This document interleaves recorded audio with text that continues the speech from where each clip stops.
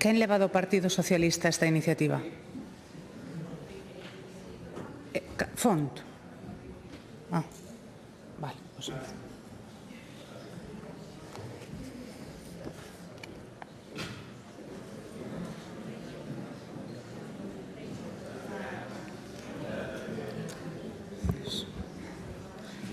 Boa tarde. Reanudamos a sesión. No apartado de mocións do Grupo Parlamentario Socialista de Galicia, por iniciativa de dona Patricia Iglesias Rei, sobre as características do modelo de financiamento autonómico que propón a Xunta de Galicia para a nosa comunidade logo dunha eventual aceptación da quita da débeda pública que ofrece o Goberno Central. A esta moción, silencio, por favor, presentouse unha emenda do Grupo Parlamentario Nacionalista Galego e para a defensa ten a palabra a señora Iglesias.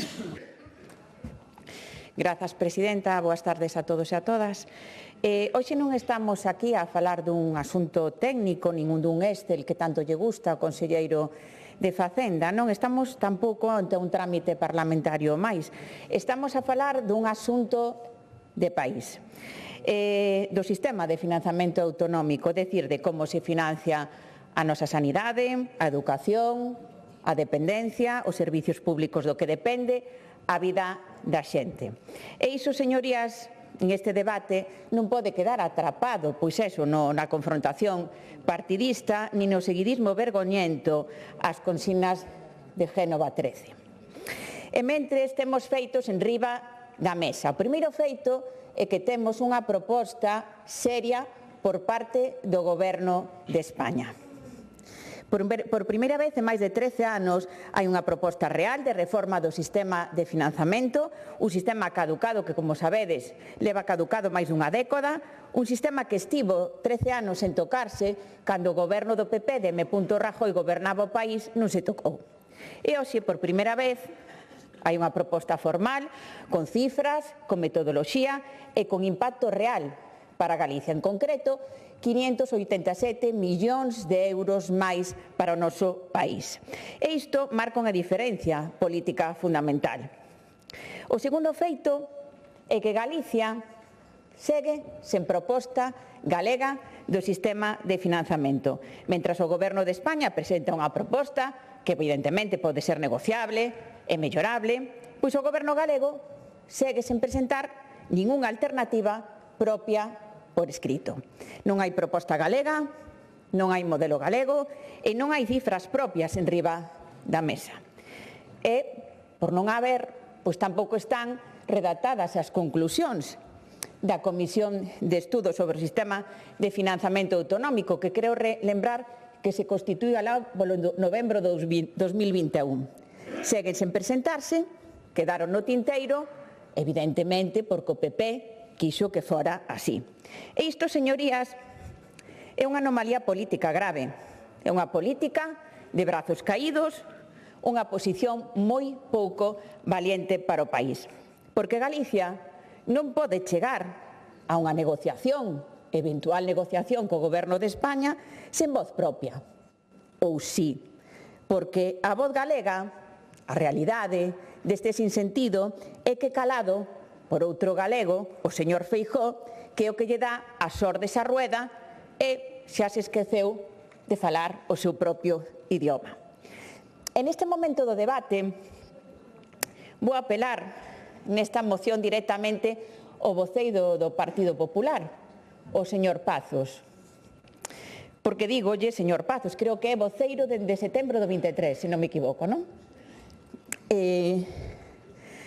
Creemos, as socialistas de Galicia, que pois ten vostede unha oportunidade política real, de calado, de reabrir e decidir que a bancada do Partido Popular de Galicia reabra esa comisión de estudos sobre o financiamento autonómico creada neste Parlamento en novembro do 21, para poder elaborar unha proposta conxunta e unhas conclusións conxuntas sobre o sistema de financiamento que sexa suficiente para Galicia. Reabrirla, creemos nós que non é un xesto administrativo, non é un trámite formal, é un xesto político de altura que pode demostrar que sabe facer política del talante, señor Pazos. Pode demostrar que sabe construir consenso de país e pode tamén demostrar que entende que Galicia está por riba das siglas do Partido Popular. Reabra a comisión de estudo, señor Pazos, faga política maiúsculas, non a política de hipérbole e de teatro, que xa sei que neso é todo un as. E permítame dicirlle algo con franqueza parlamentaria dende o cariño que sabe que lle teño, que decían que anterior portavoz do seu grupo, con el era un pouquiño máis doado chegar a acordos de país. Eso non o din os socialistas, dinse polos pasillos do Parlamento. Non estaba a señora Prado, pero o rumor dise polos pasillos do Parlamento. Ou non sei, señor voceiro, se prefire ser un seguidor das formas dese executor hooligan sen escrúpolos que é o señor Tellado, que alaba ahora a Vito Quiles, por certo, non? Vito Quiles. Será que esas formas duras de hipérbole, de teatro, son a que se levan ahora nas filas do Partido Popular de Galicia para abrazarse ben a esa extrema dereita, non? Que realmente é non confundirse co PP de Galicia. Realmente é unha boa oportunidade para mostrar que no PP de Galicia tamén hai políticos con talante dispostos a chegar a un acordo de país. Logo, esta incoherencia do PP. Cando goberna no goberno de España, en 2001, asinalar o Pacto de Majestis cos nacionalistas vascos e cos cataláns. E nunca se falou de romper España. O Estado non se afundiu, pero agora o PP, cando non goberna, cando se presenta unha proposta por parte do Partido Socialista, realmente negociar convértese en traición. Iso é a coherencia de libro, é un cinismo político absoluto. E que contén a proposta? 4 cousas que son boas. 21.000 millóns de euros postos en riba da mesa para o financiamento das comunidades autónomas. 2. Ningunha comunidade autónoma perde recursos, ningunha.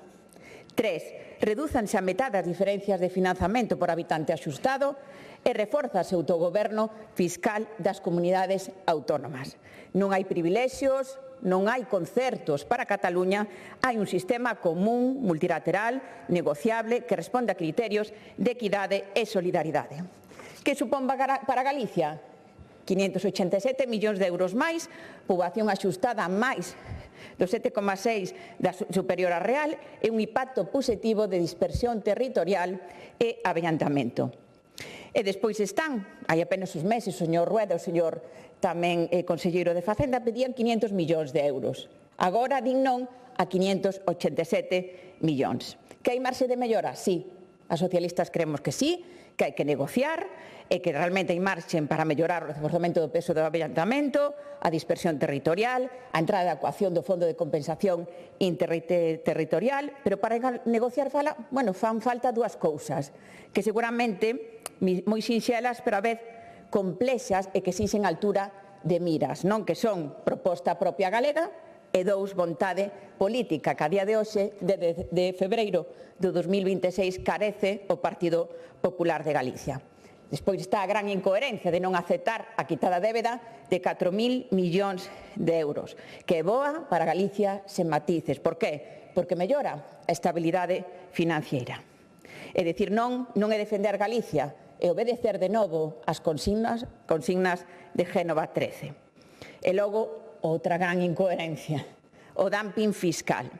Mentras se rexeita 587 millóns de euros postos en riba da mesa por parte do Goberno de España, di non a quita de 4.000 millóns de euros, pois está ese dumping fiscal, esos agasallos fiscais selectivos para rendas e patrimonios máis altos que supoñen preto de 800 millóns de euros que non ingresarán nas arcas públicas. Eso sí, a AIREF tíralle ben o goberno galego das orellas porque din que se vai incumplir a regla de estabilidade financiera non polo lado dos gastos, senón precisamente polo lado dos ingresos propios.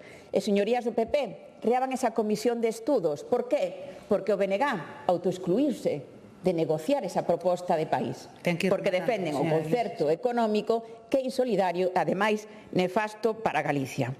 Señorías, Galicia necesita máis e mellor financiamento, sen dúbida. Necesita voz propia, que non ten, necesita política da útil, que eu penso que tampouco se vai a demostrar por parte da bancada do Partido Popular, non significa non seguir facendo seguidismo de Feijóo. Eu diríalle, señor Pazos, actúe con inteligencia e liderando ese liderazgo parlamentario e, por favor, reabra esa comisión de estudios para poder chegar a unha proposta de país sobre o sistema de financiamento autonómico. Nada máis pola miña parte. Moitas gracias.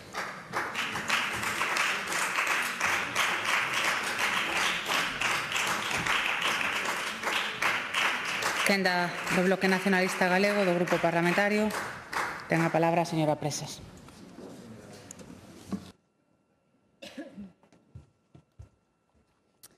Grazas, presidenta. Boa tarde a todas e a todos. Ben, ao longo do pleno do día de hoxe falamos de atención primaria de sanidade pública, falamos do servizo de axuda ao fogar e dos cuidados, falamos tamén do colapso sanitario, das listas de agarda hospitalarias e todo isto do que foron falando outros deputados, deputadas, membros do Goberno ao longo do día de hoxe, que son preocupacións de primeira orde dos galegos e das galegas, pois ten que ver directamente co debate desta tarde, cun debate que efectivamente moitas veces pode parecer abstracto, pero que é claramente algo moi aterrado no concreto, na capacidade que ten Galiza de xestionar ou non os servizos públicos esenciais dos que é responsable. Ten que ver co debate do sistema de financiamento, ou mellor dito, co debate de como clara e evidentemente o centralismo prexudica Galiza e as maiorías sociais, porque é o centralismo o responsable de décadas dun mal negocio para Galiza que afecta de forma directa aos galegos e galegas. Efectivamente, temos un mal goberno porque prefire, por exemplo, recortar en atención primaria máis de 1.600 millóns de euros desde o ano 2009 ou racanear recentemente o financiamento do Servizo de Axuda ao Fogar cunha trapallada de proposta que cobre 16 euros para 2026, cando xa hoxe o gasto medio do servizo está nos 24 euros. Temos un mal goberno, efectivamente, un goberno neoliberal e que despreza os servizos públicos, pero temos tamén, iso non exime do debate de fondo, un mal sistema de financiamento. E aí as responsabilidades son compartidas, porque no sistema de financiamento que temos hoxe ten unha enorme responsabilidade o Partido Popular de Galiza por consentilo e asinalo, pero teñen responsabilidade históricamente porque era mal este sistema de financiamento, pero tamén os anteriores, tanto o Partido Popular como o Partido Socialista, no ámbito do Estado e as súas sucursais en Galiza, que se limitan a aceptar acríticamente, como vimos hoxe, as propostas cando veñen dun lado ou do outro lado. E que este sistema é lesivo para Galiza e que non chega para soster os nosos servizos públicos esenciais xa non é algo que diga en soidade, nin moito menos o nacionalismo galego. Remítome, por exemplo, a ese informe do Consello de Contas que fixo precisamente por mandato deste Parlamento galego e que cifrou o déficit anual do financiamento do noso país en 1.500 millóns de euros. 1.500 millóns de euros xa sen ter en conta o déficit acumulado ao longo da historia. E logo hai que vir aquí esta tarde e escoitar que temos que darlle grazas a papá Estado porque nos ofrece agora un pouquiño máis de 500 millóns de euros. Pois non, desde o BNG dicimos que iso é unha oferta de migallas absolutamente inaceptable para este país e insistimos, este arco parlamentario debería dicir non de forma unánime a unha proposta que é directamente un insulto para Galiza. Nos dicímolo moi claro.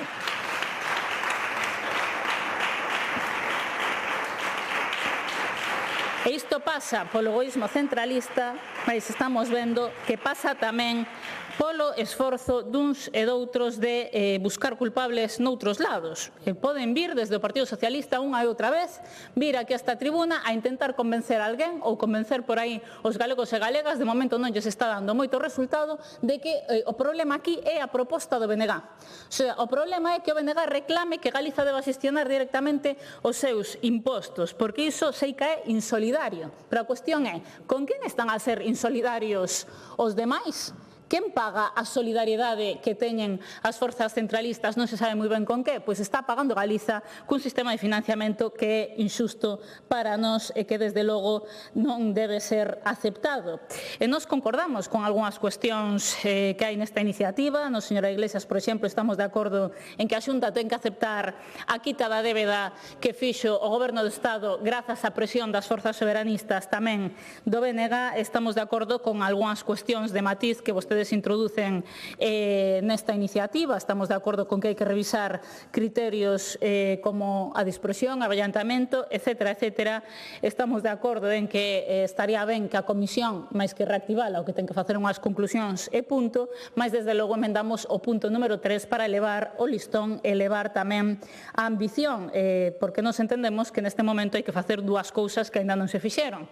A primeira é instar a Xunta de Galiza e que a Xunta de Galiza acepte rectificar unha estrategia que moi evidentemente quedou fracasada. A Xunta negouse a negociar bilateral e directamente co Estado e o resultado é que quen negociou bilateralmente defendeu o seu país gaña e quen non o fixo perde, como é o caso de Galiza. E a segunda é que haxa un pronunciamento unánime e sen fisuras desta Cámara contra a proposta do Goberno do Estado. E nós dicímolo moi claramente, hai que dicir que para ter tardado o Partido Socialista 7 anos que se di pronto en presentar unha proposta, porque o señor M. Rajoy mal, porque en case 4 anos non fixo unha proposta, pero que tamén votar 7 anos para traer esta proposta a debate manda truco. Pero hai que dicilo con todas as letras. Vista a proposta, é evidente que é inaceptable para Galiza, que é unha proposta centralista, inconsistente e inxusta que empeora o que xa era malo, que aumenta a discriminación con Galiza e que, polo tanto, por dignidade e por xustiza, este país, este Parlamento, só pode dicir que non acepta e que a rexeita. Nós, unha vez máis, apelamos á responsabilidade de todos os xentes políticos deste país para que así o fagamos, porque hai que recordar que, en primeiro lugar, esta proposta empeora un sistema que xa era malo ou afondar no centralismo, non supón un só avance en materia de autogoberno, o incremento do 5% do IRPF do 6,5% do IBE son anecdóticos e non compensan en absoluto o espolio fiscal que hai con este país. Unha vez máis, quero recordar, só un dato, segundo os datos definitivos da liquidación do ano 2022, se o Estado recaudou en Galiza por impostos estatais un total de máis de 15.000 millóns de euros, só recibiu apenas un pouco máis de 10.000. Isto dá un déficit fiscal de máis de 5.000 millóns de euros que, aínda que restemos o custo dos escasos servizos que o Estado presta neste país, é evidente que a conta segue a favorecer a Galiza e que, polo tanto, está vendo un espolio fiscal que, se houbera outro sistema, sería positivo para nós. En segundo lugar, quero recordar que esta proposta empeora tamén, unha vez máis, este sistema que era malo, ou empeorar criterios que para Galiza son insuficientes pero importantes, como o avellentamento ou como a dispersión. Non se inclúen outros novos que serían necesarios. En termos globais, o aumento é mínimo. Galiza só recibiría o 2,8% dun incremento global de 21.000 millóns de euros frente a unhas porcentaxes moito maiores de outras comunidades. Insistimos, non se compensa o déficit histórico, non se compensa o que nos custa en Galiza prestar servizos, nin moito menos a débeda histórica. En terceiro lugar, quero recordar tamén que este sistema afonda na opacidade e na falta de transparencia e na discrecionalidade. Xa había bastantes discriminacións que agora vemos como se afonda no marco do statu quo e como por riba se crea un fondo para a crise climática no que Galiza de partida xa vai optar a menos fondos, pero que por riba non se poñen criterios obxectivos en riba da mesa, senón que o criterio vai ser o de poboación axustada. Estamos vendo precisamente nestes meses dos incendios do verán o que está pasando agora, que Galiza si sofre a crise climática, que lle lo digan senón os gandeiros e gandeiras que están hoxe, aínda a día de hoxe, protestando nas rúas e nas estradas do noso país. Polo tanto, en resumidas contas, nos insistimos, hai que levar o listón, hai que dicir non á estrategia da Xunta, sí, pero tamén non a esta proposta ridícula do Estado. E hoxe a mañá, precisamente tamén no pleno, ademais dos servizos públicos, falábase aquí de Castelao e a profesora García Negro recordaba precisamente que este Parlamento existe, que nós estamos aquí hoxe debatendo porque existiu Castelao. Eu concordo plenamente e véxome na obriga de recordar que Castelao efectivamente foi pai, autor intelectual e político da nosa institucionalidade, mas tamén nese Estatuto do 36, Castelao e os homes e mulleres dese momento deixaron escrito iso que hoxe tanto escandaliza a uns e a outros, iso da necesidade dunha facenda galega. Como dicíamos hoxe pola mañá, levan 75 anos intentando silenciar o pensamento de Castelao, pero ese pensamento non ten caducidade e antes que tarde Galiza terá a chave dos seus cartos. Nada máis e moitas gracias. Moitas gracias.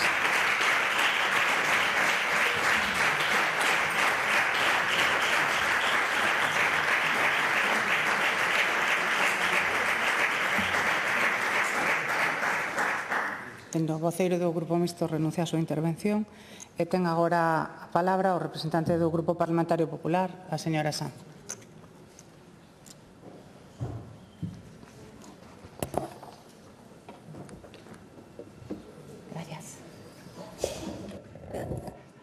Gracias, presidenta. Moi boa tarde, señorías. Permítanme que comece a miña intervención cunhas palabras de Santiago Lago, un dos maiores expertos en financiación autonómica deste país, que resume perfectamente este debate. Galicia se afunde mentres Cataluña se dispara e iso non se pode aceptar. Señora Iglesias, vostede, que presume de ser unha política independente, agardaba que empezase recoñecendo que o modelo de financiamento proposto polo PSOE para Galicia nos perxudica dobremente. Galicia sae perdendo cunha quita da débeda trampa na que acabamos debendo máis dinero do que se nos perdoa, e Galicia sae perdendo cun modelo de financiamento no que pasaremos de recibir por enriba da media das comunidades a, por primeira vez na historia, situarnos nos últimos postos. E unha postura tan antigalega podería entendela de besteiro, que o máximo defensor do sanchismo en Galicia, pero de verdade non a esperaba de vostede. En calquera caso, señorías, hoxe toca falar de financiamento das comunidades autónomas. Repiten o esquema que se utilizou fai un ano coa chamada quita da débeda. De novo, Sánchez negocia de xeito bilateral con Esquerra Republicana co único obxectivo de garantirse as votacións en Madrid. E isto é moi grave. Estamos ante o interese persoal de Sánchez, que de novo cede ante a chantaxe dos independentistas. Eles son os que deciden a cantidad de recursos que queren, canta débeda que quere que se lles perdoe. E Sánchez se somete, Sánchez acepta cartos a cambio de votos. E unha vez que a voracidade independentista está satisfeita, o que se intenta é blanquealo no seo de Consello de Política Fiscal e Financiera, nun lugar ao que vostedes chegan coas decisións xa tomadas. Buscan facer un paripé. Pero que xa mesma posta en escena da proposta en 3 fases foi un auténtico esperpento. Primeiro, o líder inhabilitado de Esquerra Republicana anuncia o acordo que afecta a todas as comunidades, pero feito exclusivamente a súa medida, exercendo, supoño, non sei, voceiro do Ministerio de Facenda. Segundo, despois diso, a ministra de Facenda dá unha rolda de prensa que bochorno confirmando as palabras dictadas por Junqueras. E terceiro, que debería ser primeiro, se convoca o Consello de Política Fiscal e Financeira non para negociar, senón para explicar o acordo xa adoptado. Señora Iglesias, non lle fai reflexionar que por primeira vez todas as comunidades autónomas, excepto Cataluña, claro, todas, independentemente da súa cor política, rexeiten a proposta? Supoño que non todas atenden a chamada de Génova 13, como tanto lles gusta decir, como dixo hoxe tamén.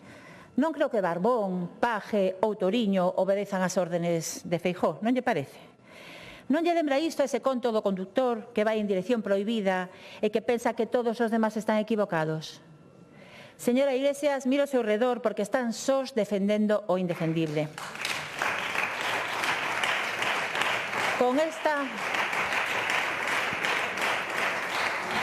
esta proposta están cambiando solidaridade por ordinalidade e con esta proposta as comunidades autónomas máis ricas recibirán máis recursos per cápita que as comunidades menos ricas. Unha proposta moi progresista dos socialistas, sí, señor.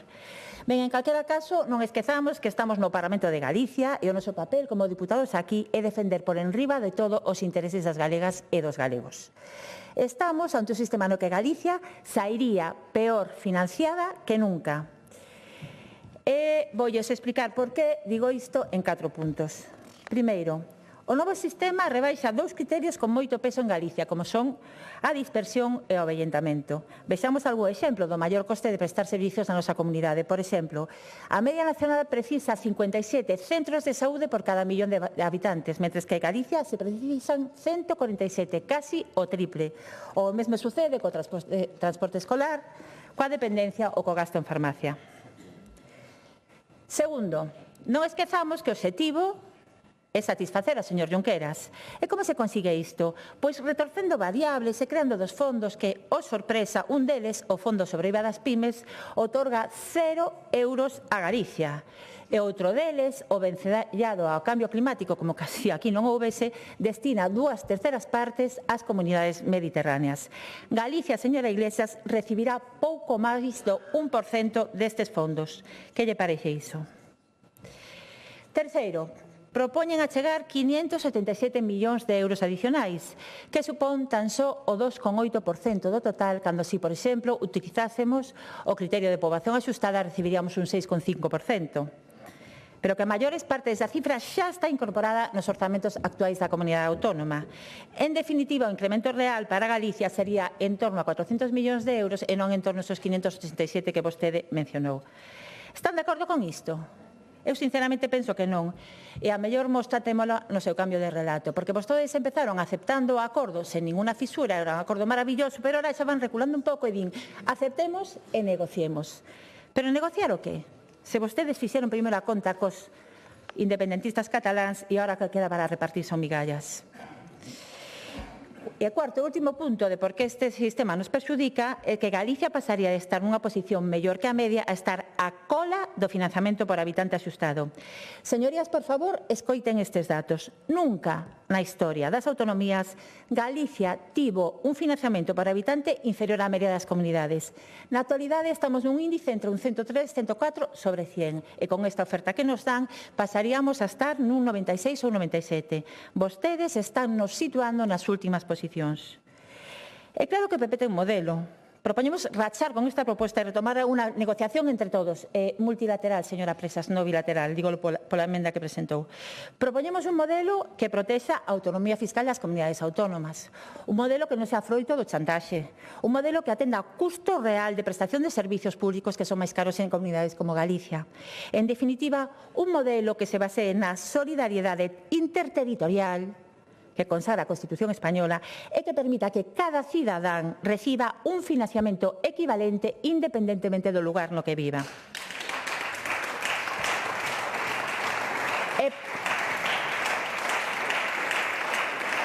E por se non fora suficiente con este mal negocio, vostedes tamén propoñen nesta moción a quitada de débeda. Señora Iglesias, nós somos un partido serio, rigoroso, que toma as decisións basadas en estudo e en análisis. E se as condicións da asunción da débeda, porque non é quita, é unha asunción da débeda, non variaron, a nosa posición, como comprenderá, tampouco pode variar. Trátase de outro chantaxe de Junqueras a Sánchez a cambio de votos que beneficia a comunidades irresponsables como Cataluña frente a comunidades cumpridoras como Galicia. Por que non aplica aquí o principio de ordinalidade e as comunidades que menos débeda tenemos como nos, Galicia, se manteñen con máis menos endebedadas unha vez aplicada esa oferta de quita? Non, aquí non aplican.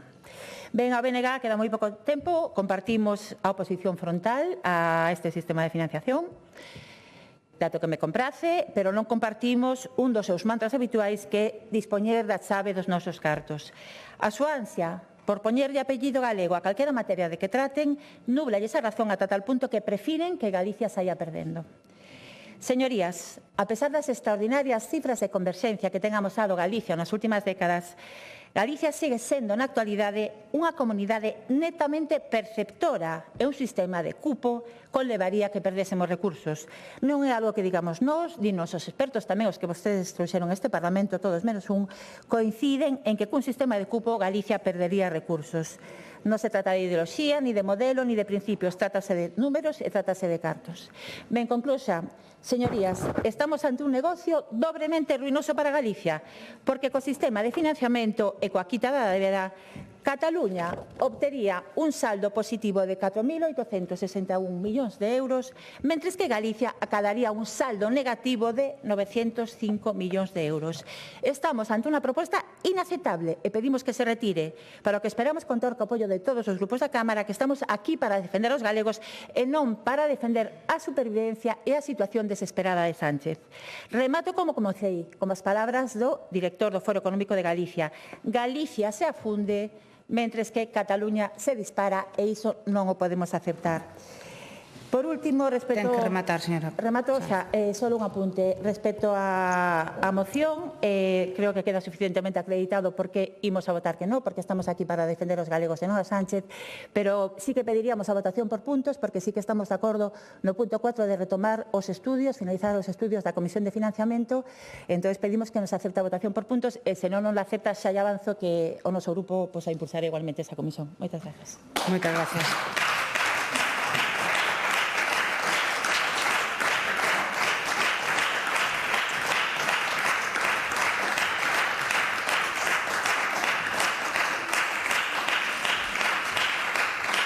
Turno de peche, señora Iglesias. Bueno, señorías, despois do debate queda meridianamente claro, non? Que realmente Galicia segue sen proposta propia para a financiación. Galicia segue sen posición coñecida, non sabemos o que se defende como suficiente, e Galicia segue instalada no non. E, señora Sanz, non hai concerto económico para Cataluña. Cales son as comunidades autónomas máis beneficiadas da proposta? Preguntelle tamén a Andalucía, Valencia, Murcia, a ver que pensa. Son comunidades autónomas gobernadas polo PP, señora Sanz. Por tanto, aí xa digo que a Feijóo mellor sí que se lle aveciña a marexada, a doble marexada, cando realmente haya que negociar esa proposta. Señora Presas, queixábase vostede, non, de que tardarse 7 anos o Goberno en elevar unha proposta de financiamento para as comunidades autónomas de réximen común. Solo se trataba de distribuir máis de 100.000 millóns de euros entre as comunidades autónomas para poder financiar os servicios públicos e logo tamén en medio dunha pandemia que arrasou este país. Seguro que, bueno, pois isto se di con bastante facilidade nun comité, nunha xuntanza dun comité central do BNG, pero bueno, nos levamos un pouquiño máis de tempo gobernando. Simplemente dicir que na liquidación das entregas a conta superouse nos 7 últimos anos do goberno presidido por Pedro Sánchez máis do 38% de subida nesa liquidación de entregas a conta. A comparativa está aí, os datos están aí. En outras comunidades autónomas, por eso apelo e aplaudo o tema que se reabra a Comisión de Estudios. En Asturias, sin ir máis lonxe, en xullo de 2025 aprobouse unha proposta por unanimidade que aprobou o PP, menos Vox, que claro, eso xa non o conto, digamos, como un partido prácticamente no sistema democrático, proposta do PSOE en donde se apoiou un sistema, digamos, de financiamento xusto para a Comunidade Autónoma de Asturias. Tomen ese guante e fagan un pouquiño de política de alturas e negocien con alturas. Unha negociación seria. Dende o PSDG témolo claro, máis financiamento, mellor modelo que atenda as nosas singularidades, dispersión, avellantamento, sí que hai que levar o listón, estamos de acordo, hai que levar o listón, pero temos unha proposta enrimada á mesa, negociemos con altura de miras, negociación seria, de igual a igual co Goberno de España, porque sempre o digo, ao final temos singularidades propias que nada teñen que ver con Murcia ou con Valencia, negociemos de igual a igual co Goberno de España. Un autogoberno fiscal responsable, señora Sáenz, responsable, non baixadas de impostos aos que máis teñen. E xusticia redistributiva para fortalecer o noso estado de benestar. Podemos aprender leccións como da concursante, Rosa Rodríguez de Pasapalabra, que dixo que estaba encantada de que parte do seu premio fora para o fisco, para a Axencia Tributaria, devolver todo o que recibín, sobre todo da educación pública, eso sí que me parece lóxico. Eso chamase xusticia redistributiva. Non queremos confrontación estéril, evidentemente, queremos nin tampouco propostas de concerto económico que é onde está pesando máis o dogma do soberanismo independentista do BNG. O concerto económico non é bo para Galicia. Nos recibimos máis do sistema redistributivo.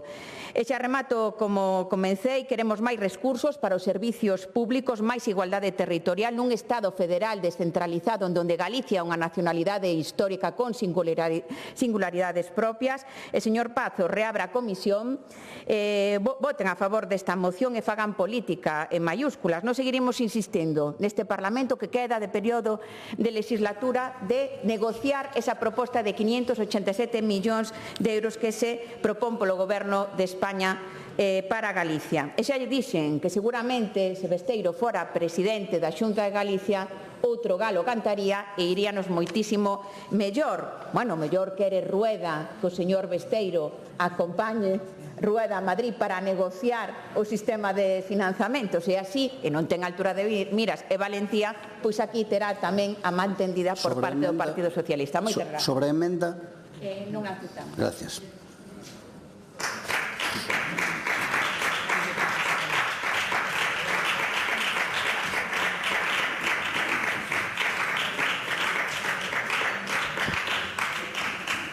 Sí, señor Pazos, para que quere a palabra.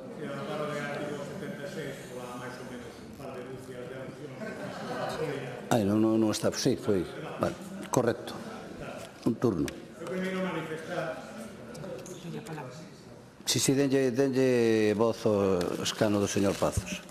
Eu a verdade que non son partidario de intervir, máis cando me representa unha diputada, pero me parece dun enorme mal gusto que se lle soslaye totalmente no debate magnífico e brillante que mantivo e se pasen todo o debate aludíndome a min e non a quen está debatendo con vostede. Vostede saberá as razóns que lle levan a esa falta de cortesía e, se me permita, un certo micromachismo. Pero, en todo caso, como me invita a señora Iglesias a facer un exercicio de intelixencia liderado político, recollo o guante e, como sinalou a miña compañeira, imos retomar eses traballos da Comisión de Financiamento, entre todas as cosas, para que vostede teña a ocasión de coñecer a proposta de financiamento da Xunta que todos os demais coñecemos, por certo, todos os que estuvemos nesa comisión e que vostede, polo que vexo, non leu, e que, por certo, era perfectamente compatible co acordo casi unánime que se asinou en Asturias, porque tamén asinou unha declaración o presidente asturiano co presidente galego e uns cuantos máis dicindo cal eran as bases que exixíamos para o financiamento do novo sistema de financiamento autonómico. En todo caso, aínda que me teño por persoa dialogante, vexo que me teñen o mismo respeto que a miña compañeira, cuestión que lamento profundamente. Decía que, aínda que me teño por persoa dialogante, eu non aspiro a rivalizar nese ámbito co profesor Puy, pero agardo que, a pesar das miñas limitacións neses ámbitos, sexamos de alcanzar o acordo nesa comisión que a él, que o intentou, vostedes lle negaron, aínda que moito me temo que o impedimento para ese acordo nunca foi o profesor Puy, nin o vai a ser este voceiro. Gracias.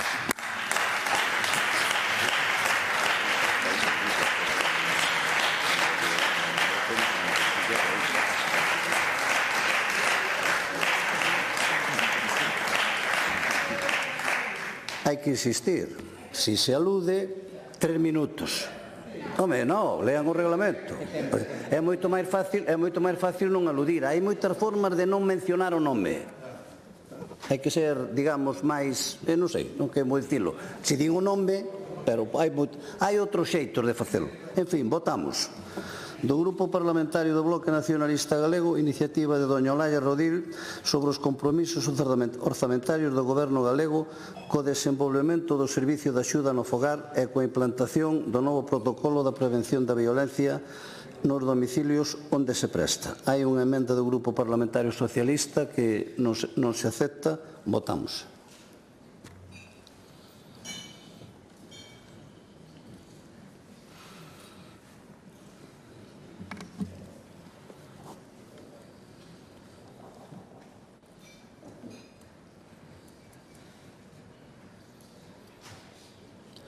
Presente 66 más 1, afirmativamente 24, en contra 35 e hai 8 abstencións, polo tanto queda rechazada esta moción.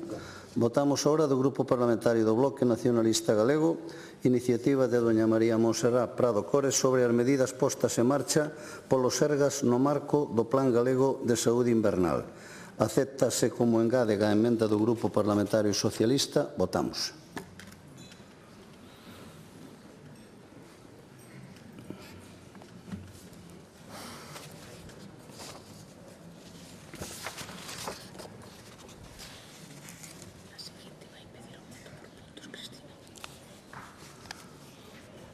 Presente 67 máis 1, afirmativamente 33, en contra 35, polo tanto queda rexeitada. E, por último, votamos a do Grupo Parlamentario Socialista, iniciativa de doña Patricia Iglesias, sobre as características do modelo de financiamento autonómico que propón a Xunta de Galicia para a nosa comunidade logo dunha eventual aceptación da quitación de débeda pública que ofrece o Goberno central. Hai unha emenda do Grupo Parlamentario do Bloque Nacionalista Galego que non se acepta. Sí, señora Sanz. ¿Aceptalle a votación por puntos? Sí. Que puntos quere separar? Denlle voz ao escano. Votar de 1 ao 3 xunto e logo separado o 4. Do 1 ao 3 xuntos e logo separado o 4. Vale, votamos en primeiro lugar, entón, o punto número 4 e os demais todos seguidos. Vale, punto número 4. Votamos.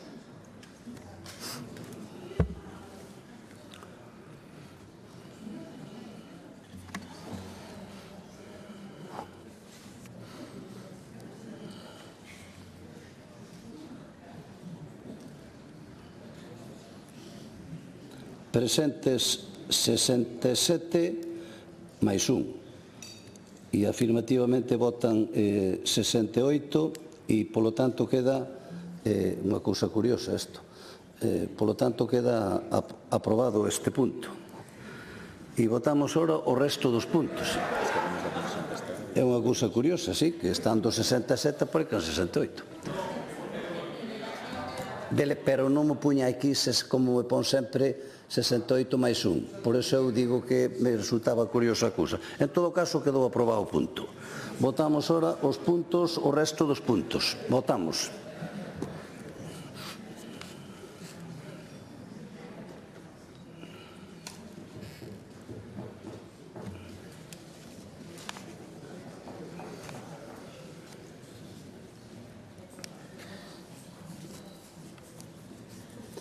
Presentes 67 máis 1, afirmativamente 68, en contra 35, hai 25 abstencións e, polo tanto, queda rexeitado estes puntos. Rematou aquí a votación das mocións e continuamos coa orde do día. Proposicións non de lei, a primeira do Grupo Parlamentario Socialista, iniciativa de doña Lara Méndez sobre as accións que o Goberno galego debe pôr en marcha co obxectivo de promover a agricultura e a gandaría rexenerativa. Presentouse unha emenda do Grupo Parlamentario do Bloque Nacionalista Galego para formular a proposición non de lei. Ten a palabra a señora Lara Méndez.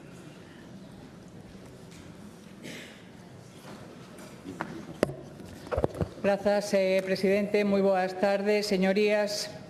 O sector primario enfróntase hoxe a retos estruturais de enorme magnitude.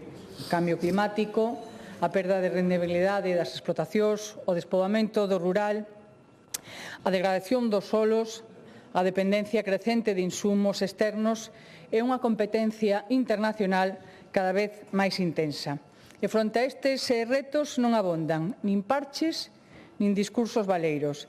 Compre cambiar os modelos productivos, avanzar cara a un sistema máis sostible, máis resiliente, máis rendible e socialmente tamén moito máis xustos.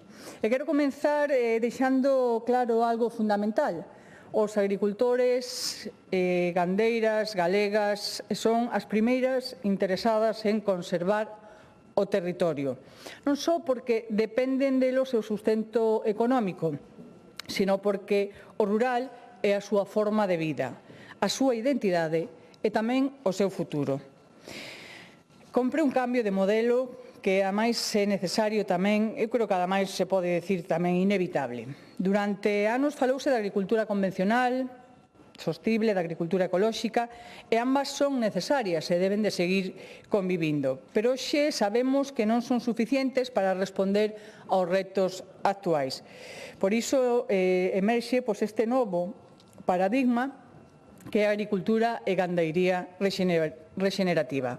Falamos dun modelo que pon o foco na saúde do chan, na biodiversidade, no equilibrio dos ecosistemas e na capacidade das explotacións para adaptarse ao cambio climático e mellorar así a súa rentabilidade. Isto é unha cuestión non pasaxeira e non coyuntural, sino que é ciencia, economía agraria e futuro. E por que Funciona a agrogandeiría rexenerativa? Pois podémoslo ver tamén desde un punto de vista técnico e científico. Os beneficios están amplamente documentados. Incremento da materia orgánica do chan, hai estudios da FAO que amosan que aumentar o 1% a materia orgánica mellora de maneira significativa a fertilidade e a capacidade productiva. Maior retención de auga, chans moito máis rexenerados que poden reter ata un 20-30% máis de auga. Só aumentando un 0,1, un 0,4 de materia orgánica se pode chegar a retencións do 20-30%. E isto, evidentemente, reduciría os impactos das secas, pero tamén as choivas intensas como as que nos está a tocar vivir nos últimos tempos. Se beneficiaría tamén unha reducción da erosión, a cobertura vegetal permanente e a mínima labranza tamén reducen drásticamente a perda de solo fértil. Aumentaría tamén a captura de carbono. A agricultura rexenerativa actúa como sumidoiro de carbono contribuindo á mitigación do cambio climático. O 1% desa materia orgánica supón a retención de 20-30 toneladas de CO2. E menor dependencia tamén de fertilizantes e pesticidas. Ao mellorar a bioloxía do chan reduce isto tamén o uso de insumos químicos, que é un dos principais tamén custos das explotacións. Estamos a falar, polo tanto, de solucións baseadas na natureza, avaladas pola comunidade científica internacional. Pero tamén redundan beneficios económicos claros para as explotacións.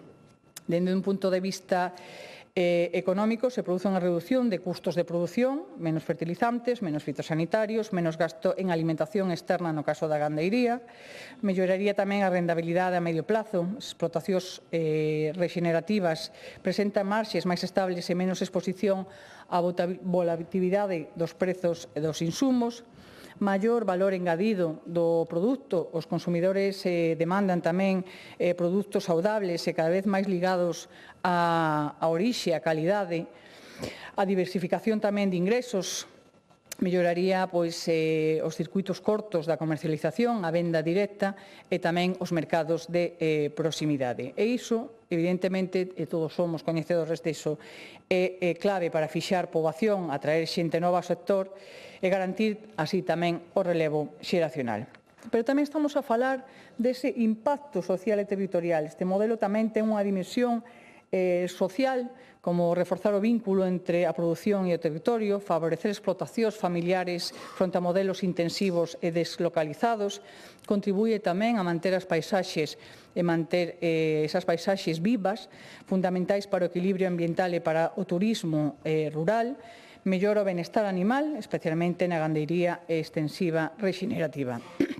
Polo tanto, estamos a falar de cohesión territorial, de igualdade de oportunidades e de dignidade para o rural galego. Dende o Goberno de España estáse a impulsar con proxectos pilotos, tanto en Galicia como en Cataluña, pois estes proxectos con formación e intercambio de coñecemento, co cual isto demostra dúas cousas, non? Por un lado, que o modelo ten respaldo institucional e técnico, e por outro, que Galicia non pode limitarse a ser unha mera espectadora. A Xunta ten instrumentos, ten centros de investigación, ten coñecemento técnico e capacidade financiera para liderar este cambio. O CIAN, por exemplo, se non se deixa morrer como está a acontecer, o Banco de Xermoplasma, os servicios de extensión agraria, e, polo tanto, o que hai é falla de vontade política. E nun contexto no que nos estamos a vivir, onde o prezo dos fertilizantes multiplicouse nos últimos anos, onde os custos da alimentación animal están sometidos á volatilidade dos mercados internacionales, o contexto internacional, o acordo Mercosur, é un reto, que é, pero tamén é unha oportunidade. É certo, xa temos dito, este acordo xera preocupación no sector primario e con razón, pero a resposta non pode ser o inmobilismo. Galicia non pode competir en volumen en baixos custes con grandes produtores de Mercosur, pero sí que pode competir en outras moitas opcións como pode ser a calidade, a sustentabilidade, a trazabilidade, estándares ambientais, estándares sociais elevados e, polo tanto, sí se pode actuar en ese eido. Evidentemente, xa o temos dito, pero hai que recordalo, hai que ter unha reciprocidade real dos estándares para que se poidan acceder nas mesmas condicións, unha activación rápida de cláusulas de salvagarda e tamén reforzar a demanda interna. E aí a Xunta, evidentemente, ten moito que facer e moito que potenciar fronte a competencia que poda chegar facendo esa diferenciación de calidade, de orixe, de trazabilidade, de sustentabilidade, de compra pública alimentaria, de etiquetado claro e, polo tanto, como decía, ten moito que decir e aportar.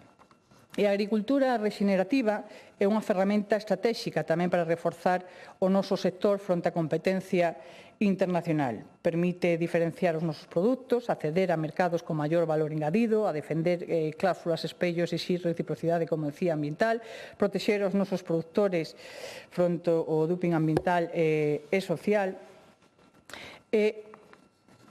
Por iso traemos hoxe aquí esta iniciativa donde pedimos á Xunta de Galicia que establezca esas liñas específicas de axudas para esa transición, acompañar con formación, asesoramento técnico e transferencia de coñecemento, impulsar a investigación aplicada dende centros públicos como CIAN, en vez de deixalo morrer como está a acontecer, potenciar o uso de sementes adaptadas resistentes, aproveitando tamén un banco de xermoplasma de Mabegondo, e desenvolver campañas de divulgación para que a cidadanía coñeza e valore estes produtos. Por lo tanto, señorías, estamos falando de chan, estamos falando de auga, estamos falando de biodiversidade, pero tamén falamos de emprego, de rentas agrarias, de futuro do rural e soberanía alimentaria. Por lo tanto, é unha oportunidade real, ten todas as condicións Galicia para liderar este cambio e, polo tanto, só falta que a Xunta o vexa como unha oportunidade e actúe antes de que sexa demasiado tarde, como acostuma a facer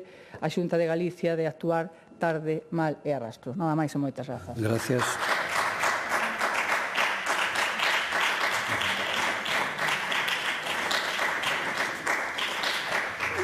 Grupo Parlamentario do Bloque Nacionalista Galego, señora Vidal Lamas.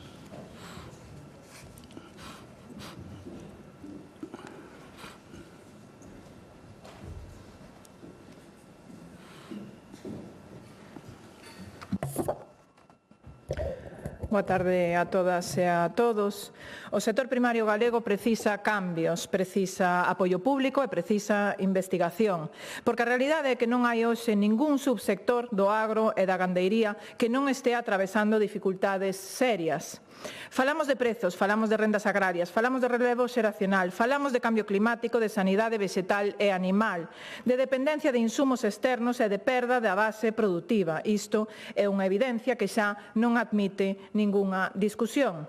Por iso, cando se traen a esta Cámara propostas que falan de mellorar o manexo do solo, de reducir emisións, de aumentar a resiliencia das explotacións, dende o BNG non imos situarnos nunca nun non por sistema, como fan creer moitas e algunhas máis que outras.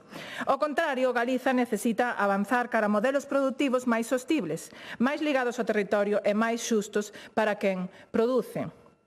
Agora ben, dito isto, tamén queremos ser claros e responsables.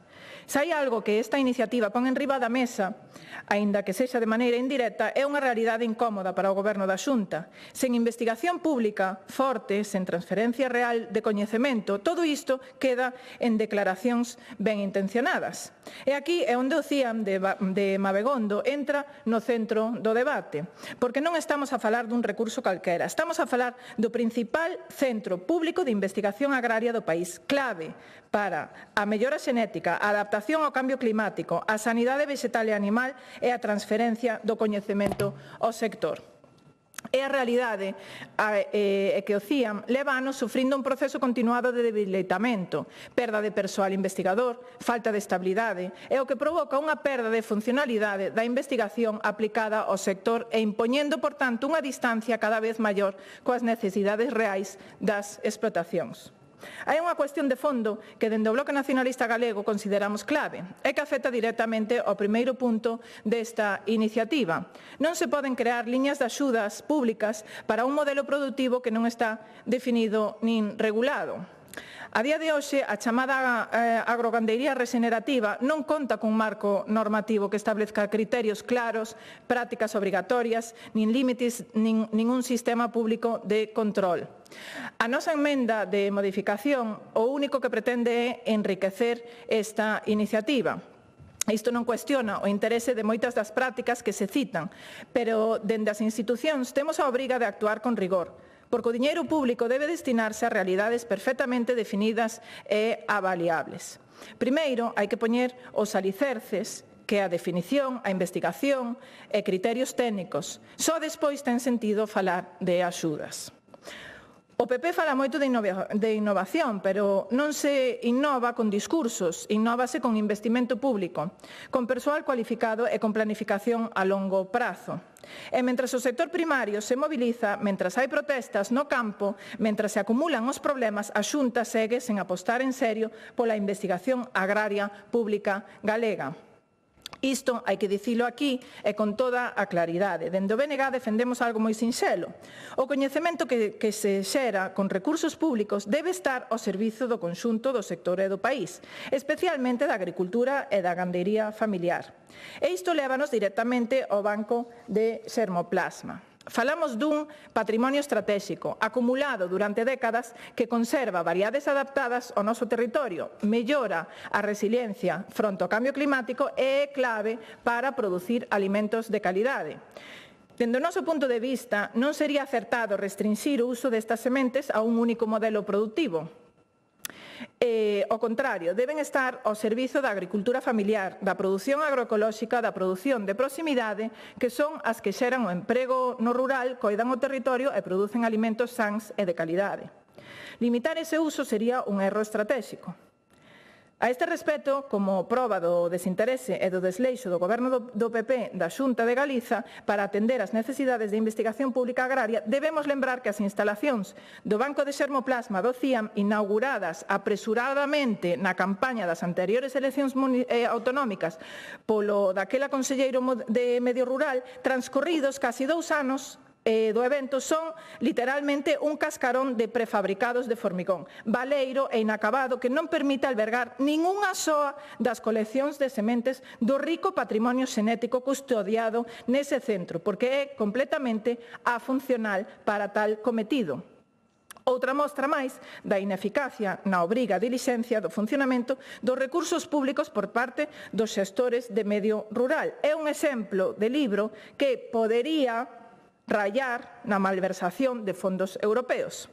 E permítanme introducir aquí un elemento de contexto que é fundamental. Estamos vendo estes días movilizacións no sector primario contra os acordos como o de Mercosur. Escoitamos tanto ao Partido Popular como ao PSOE falar de cláusulas de salvagarda, de competencia desleal e de produtos que entran sen cumprir os mesmos estándares. E teñen razón nunha cousa, non se pode competir en igualdade cando non se xoga coas mesmas regras. O problema é que estas cláusulas de salvagarda non teñen hoxe nin quen as aplique, nin como se vayan facer cumprir. Non está definido quen controla, con que medios, nin con que capacidade real de inspección. E todos sabemos que coas ferramentas actuais esas salvagardas non son viables na práctica. Por iso, dende o BNG decidímolo con claridade. A protección ten que estar no inicio, antes de que os produtos entren, non despois, cando o dano xa está feito e cando os prezos e as explotacións xa foron esmagadas. Defender salvagardas en medios reais para aplicalas é facer política de xestos mentre se deixa en total abandono o sector primario.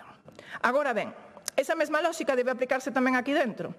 Se apostamos por mellores prácticas, por máis exixencias, por modelos máis sostibles, iso ten que ir acompañado de apoio público, de investigacións e de regras claras, porque senón penalizamos a quen fai as cousas ben e favorecemos a quen ten máis capacidade económica para adaptarse.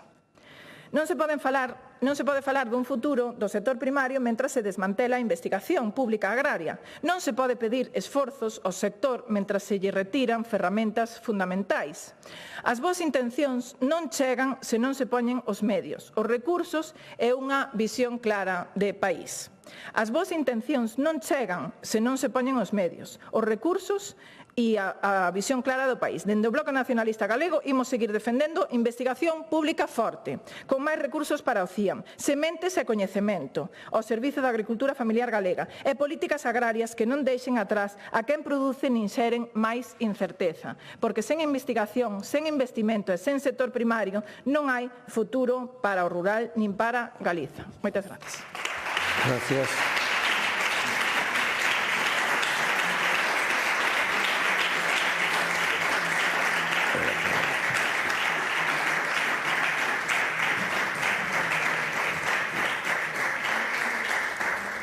Grupo Parlamentario Popular, señor Viso.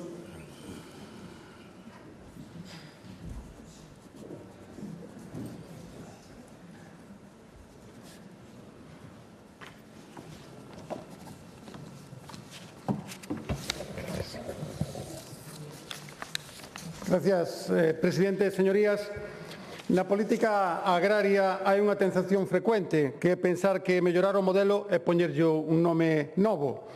Pero o campo non funciona así. A terra non entende de etiquetas, entende de regras, de método e, sobre todo, de seguridade xurídica. Vostedes hoxe falaron aquí da agrogandeiría regenerativa, pero vamos a empezar a falar por o que xa temos.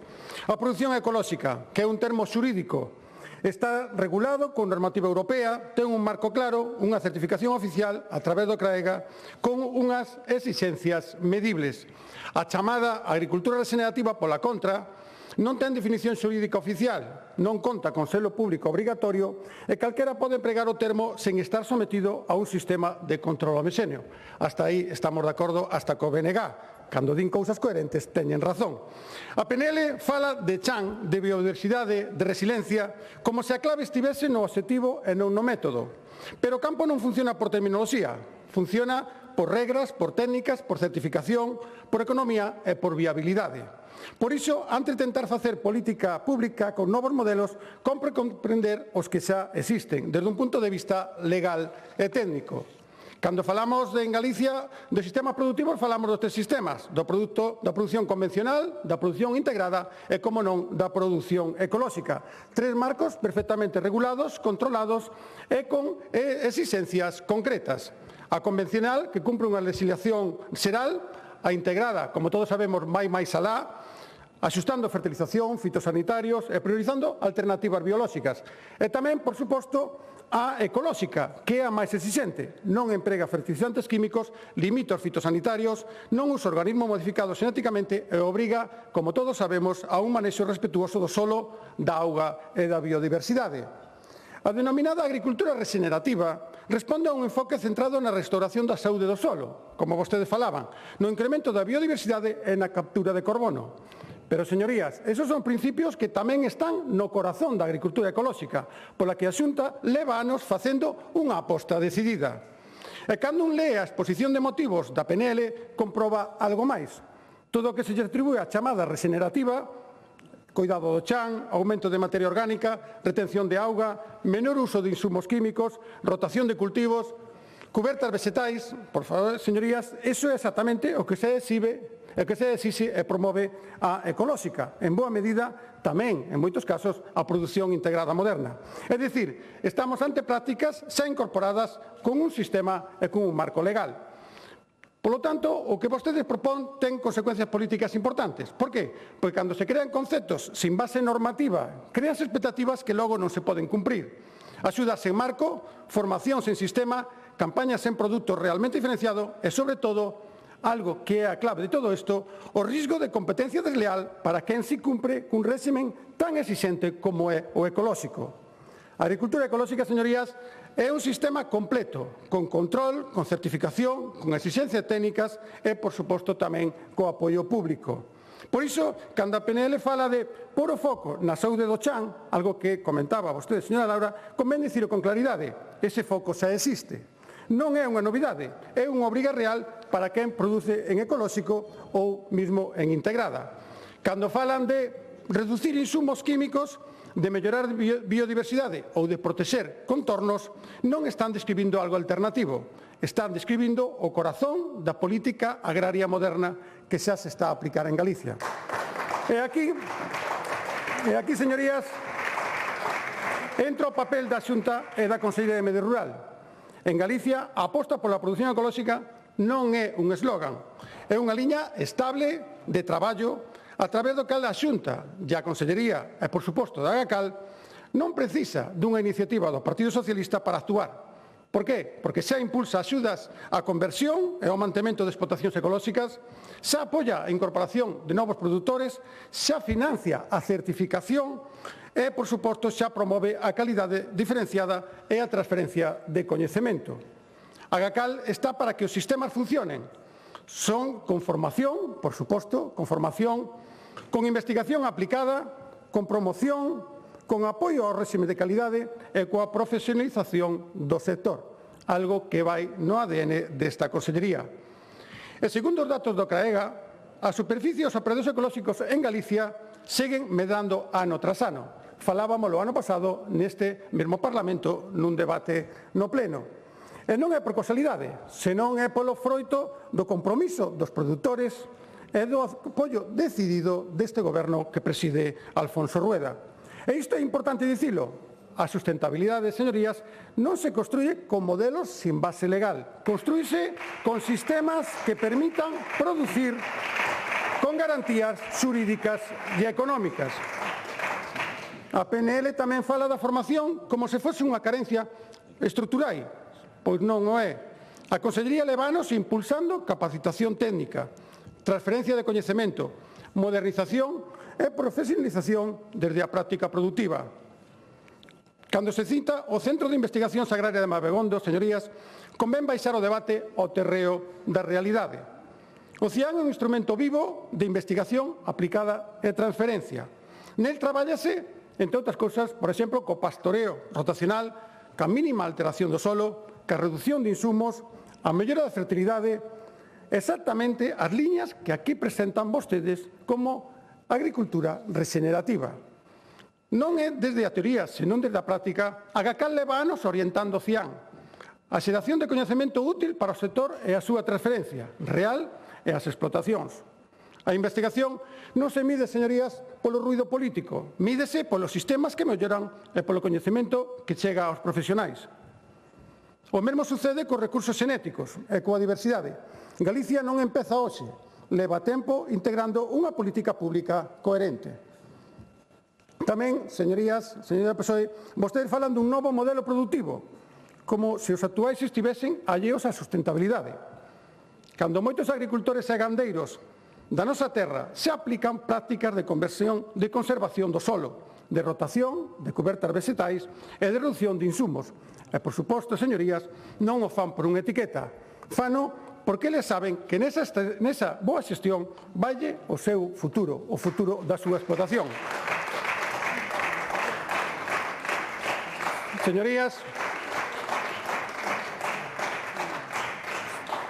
Señorías, o problema desta PNL non é que fale de sustentabilidade, iso compartímolo todos.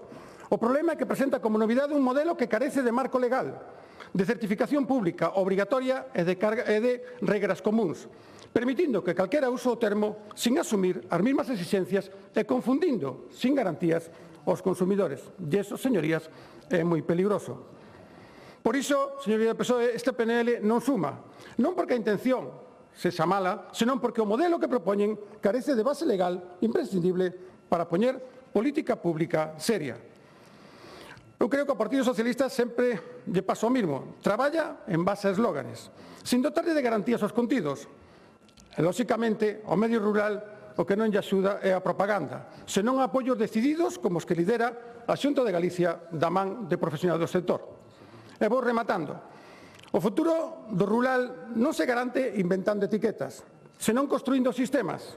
Construíese con explotacións viables, con formación real, con investigación útil, con axudas ben definidas e cunha folla de ruta clara. A Xunta leva tempo demostrando que a sustentabilidade non é un discurso, é unha política que pisa a terra. E a política que deseñamos, defendemos e aplicamos no Partido Popular, sempre da man dos homes e das mulleres, sempre será a política do noso rural. Moitas gracias. Gracias.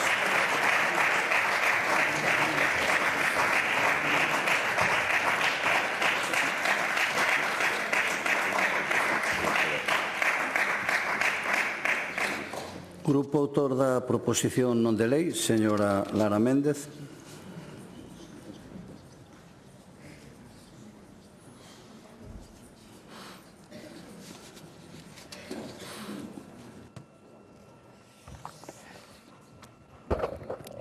Grazas, presidente. Señora Vidal, eu creo que pouco lle interesou a vostede o tema da agricultura e gandería rexenerativa. Veo aquí a falar do CIAN, do banco de xermoplasma, cousa que compartimos e citámolo, como elementos claves tamén para avanzar. Cuestións que dende o Grupo Socialista xa temos levado e debatido en distintas comisións, que na vindeira comisión, nunha das próximas comisións, volveremos a falar porque levaremos novamente desde o Grupo Socialista un tema para abordar a situación do CIAN ante o deterioro, o desmantelamento que está a producir o Partido Popular en este centro de investigación que se lle enchía a boca, señor Viso, hoxe falando do Agacal e do CIAN, que están deixando morrer, están expulsando o talento, están expulsando os investigadores e ven hoxe aquí a facer gala deso. Podría calar un poquinho a boca, que creo que quedaría moitísimo mellor. Se poden facer experiencias pilotos e creo que o que temos que facer aquí tamén é abrir oportunidades, abrir novos escenarios, abrir novos modelos productivos e non quedarnos aclasados no pasado en aqueles produtos que funcionan, que nos o decíamos, e yo recordarei agora, pero decía que o Ministerio de Agricultura está a dedicar un investimento de máis de 100.000 euros para estes proxectos pilotos de formación e de intercambio de coñecementos que poderían facerse aquí tamén con financiación da Xunta de Galicia, que é o que vimos a pedir un pouco en este eido. Porque, señor Viso, que nos veña vostede decir aquí de crear etiquetas, os reis das etiquetas, que etiquetan absolutamente todo. Todo. Etiquetan absolutamente todo. Podémoslo ver no plan de comercio este de 25-30, que intentan etiquetar absolutamente todo.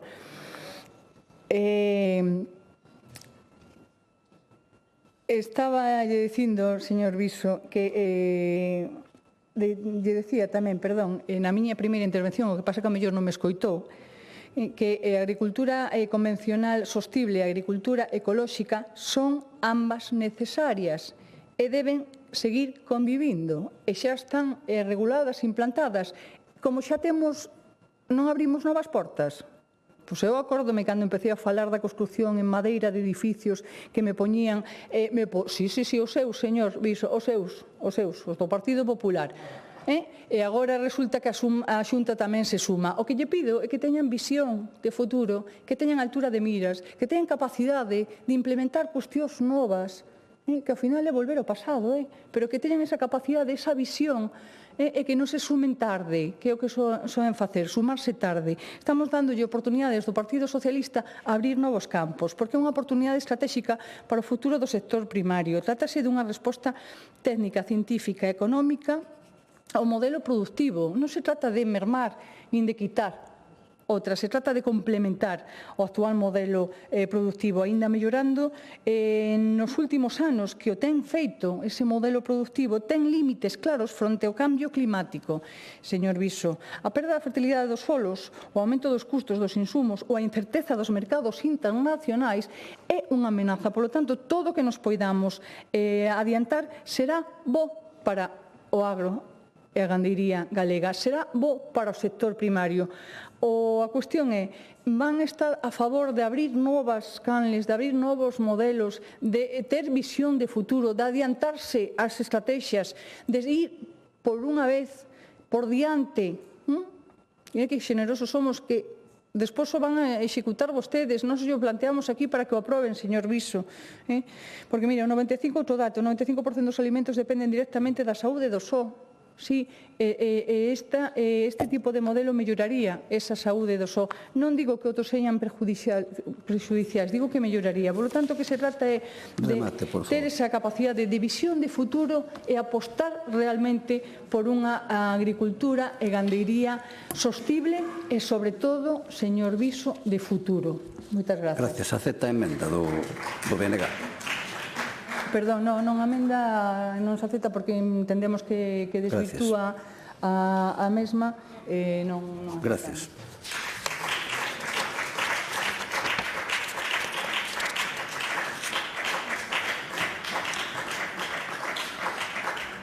Proposición non de lei do Grupo Parlamentario Popular, iniciativa de don José Alberto Pazos, sobre a demanda que a Xunta de Galicia debe trasladar ao Goberno Central co fin de que non presente recurso contra determinados preceptos da Lei Galega de Medidas Fiscais e Administrativas do 2024 relativos á repotenciación de parques eólicos. Presentouse unha emenda do Grupo Parlamentario Socialista, unha autoemenda de sustitución do Grupo Parlamentario Popular e unha emenda do Grupo Parlamentario do Bloque Nacionalista Galego. Para formular a proposición non de lei ten a palabra o señor Pazos.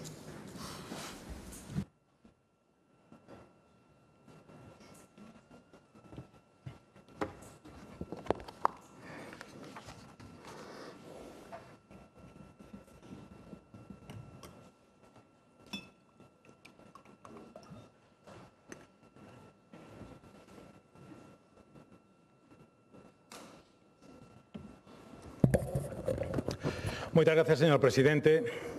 Boas tardes a todos, señorías. Galicia está a padecer as consecuencias de que en Moncloa se teña instalado o goberno máis antigalego da historia da nosa democracia. E non é esta unha afirmación baseada no prexuicio ou na mera opinión. Creo firmemente que se sustenta nunha inabarcable, interminable, inacabable lista de decisións concretas que amosan máis aló de calquera dúbida a realidade desta afirmación. A hostilidade amosada polo actual executivo hacia esta terra simplemente non ten parangón con ningún outro dos gobernos elixidos en España nos últimos 48 anos de democracia, con absolutamente ningún. Ao longo do noso autogoberno se teñen producido desencontros entre executivos autonómicos e executivos centrais, diferencias normais que foron resoltas normalmente a través das normais canles institucionais. Pero, por primeira vez, e isto compre suliñalo, por primeira vez, un goberno, o de Pedro Sánchez, decidiu utilizar unha vara de medir diferente e específica para castigar a Galicia. E hoxe vimos a denunciar a esta Cámara non unha discrepancia de criterio entre a Xunta de Galicia e o Goberno de Estado, senón un novo episodio do proceso de doma e castración de Galicia deseñado por un goberno incapaz de asumir democráticamente o seu fracaso, reiterado fracaso electoral nesta terra. Miren,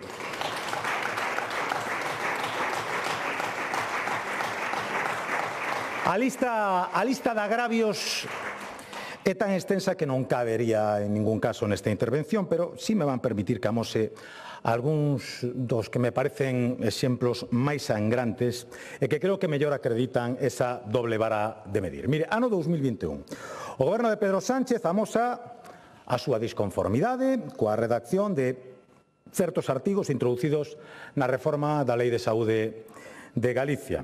Estábamos, o recordarán, en tempos de pandemia. Eses mesmos artigos, con idéntica redacción, foron copiados e incorporados á Lei de Saúde de Baleares, comunidade por aquel entonces presidida pola socialista Francín Armengol. Pois, a pesar de ser ambas normas idénticas, o goberno Sánchez decidiu impugnar a lei galega ao mesmo tempo que validaba a lei balear. Resultado deste desencontro, o Tribunal Constitucional fallou a favor de Galicia. Ano 23, o Goberno de España amosa a súa disconformidade coa lei do litoral de Galicia. Pedro Sánchez e Xosé Ramón Besteiro afirman que Galicia non pode asumir esta competencia por non estar contemplada no ámbito do noso estatuto, do Estatuto de Galicia. Ao mesmo tempo, o Goberno vasco negocia co Estado a cesión da competencia sobre o seu litoral. A redacción do Estatuto Vasco é literalmente idéntica a do Estatuto Galego. A pesares disto, o Goberno Sánchez decide ceder a competencia ao País Vasco graciosamente e ao mesmo tempo impugna a lei galega. Resultado, o Tribunal Constitucional voltou a fallar a favor de Galicia. Señorías, este Parlamento reclamou por unanimidade a cesión e gratuidade da P9. O Goberno Sánchez bloqueou primeiro a tramitación desta petición no Congreso para anunciarnos despois a cesión prometida e a gratuidade, que a cesión prometida e a gratuidade eran imposibles. Na mentre se nega esta posibilidade de rescate da concesión da AP9, xa se ten rescatado distintas concesións de autopistas fora da comunidade autónoma galega. E, señorías, tal vez alguén podería dar unha explicación coherente e razoable de por que o País Vasco xa ten comprometida a chega do 50% para financiar a dependencia, na mentras Galicia e as outras comunidades debemos seguir agardando a recibir o que nos corresponde por lei. Alguén pode dar unha explicación de por que Pedro Sánchez maltrata continuamente a esta terra? Miren, nas últimas semanas o Goberno Sánchez deu un paso máis na súa estrategia de ataque a Galicia e o fixo poñendo en cuestión dúas medidas deseñadas especificamente para mellorar a vida cotiá das galegas e dos galegos. O recurso interposto polo Goberno de España paralizou de facto o plan de choque impulsado pola Xunta de Galicia para reducir a lista de espera en materia de dependencia e paralizou o proceso de modernización e remuda de parques eólicos que permitiría o abaratamento de precio da enerxía para empresas e fogares galegos. O plan de axilización e simplificación da dependencia e a discapacidade da Xunta estaba a ser unha ferramenta de enorme utilidade para reducir os tempos de espera para o recoñecemento da dependencia e non é unha afirmación de parte, senón avaliada por datos obxectivos. 86.319 expedientes resoltos no 25, o doble do ano anterior. 28.737 persoas incorporadas ao sistema de dependencia. 57.582 recoñecementos de discapacidade e 12.626 persoas con dependencia viron recoñecida automáticamente a súa discapacidade. Todo isto produciu unha reducción dos tempos de espera de 2 meses e isto nun só ano de vixencia dese plan de choque. En canto á modificación da normativa eólica impulsada polo Goberno de Rueda, busca acelerar o proceso de renovación tecnolóxica dos parques que teñen máis de 25 anos, obrigando as eléctricas a adiantar os seus investimentos para mellorar o aproveitamento eólico en beneficio de todos. Unha medida moi criticada polo sector enerxético que, neste caso, semella ir da man do Goberno de España e do bloque progresista que o sostén. Pero, según un informe da Universidade de Vigo, permitiría reducir sensiblemente o número de xeneradores, un 79%, aumentar a produción eléctrica nun 34,5%, reducir o ámbito territorial afectado e priorizar a oferta de enerxía barata á industria e cidadáns galegos. Os datos avalan rotundamente as medidas impulsadas polo Goberno de Rueda e, polo tanto, os galegos deben saber que non se atacan a estas medidas porque teñan fracasado. Todo o contrario. Sánchez está tentando paralizalas porque son un rotundo éxito. De feito, son tan exitosas que o propio Goberno de España decidiu incorporar algunha desas medidas á súa propia legislación. Que a Xunta recoñeceu aos dependentes de grau 3 o 100% da discapacidade. O Goberno de España fixo exactamente o mismo, pero reducindo ese recoñecemento ao 65%. A min me gustaría que dende a bancada socialista se me aclarase a min e de paso a todos os galegos por que misturar dependencia e discapacidade é unha chapuza cando fai o Goberno de Galicia e, en cambio, é unha maravillosa idea cando fai o Goberno de España. Tal vez teña sorte agora nas súas intervencións. Señoría, resulta incomprensible que o Goberno de España cuestione unha normativa que está mellorando obxectivamente a vida dos galegos, pero aínda resulta máis incomprensible que ese disparate sexa apoiado por grupos con representación nesta Cámara. Tan incomprensible como ter prestado apoio a unha financiación acordada de costas a Galicia, a unha quita da débeda pois lesiva para os galegos e a unha interminable lista de etcéteras. Non se pode berrar pedindo máis autogoberno e despois apoiar a quen recorta o noso autogoberno. Non se pode exixir a reducción de listas de espera de dependencia e apoiar a quen boicotea as medidas que permiten reducir a lista de espera de dependencia. E non se pode exixir que a sociedade galega obteña beneficio da explotación dos nosos recursos para despois apoiar a quen impide que iso se faga realidade. Señorías, ese sería un exercicio de hipocresía que eu creo que a maioría dos galegos nin poden compartir nin poden entender e, polo tanto, non deberían de repetir vostedes os erros do pasado. Hoxe teñen unha nova oportunidade, pero tan só dúas alternativas, porque esta iniciativa xa foi votada aquí. Hoxe toca, señorías, ou se retractan ou se retratan. Vostedes saberán, pero unha cousa si deberían ter clara. Con vostedes ou sen vostedes, nós seguiremos a defender o noso autogoberno. Seguiremos a defender as nosas institucións e seguiremos a defender o benestar das galegas e dos galegos. Nós, alo menos nós, non imos traizoar a inmensa confianza que ese pobo depositou en nós. Espero que vostedes tomen nota e fagan exactamente o mesmo. Gracias.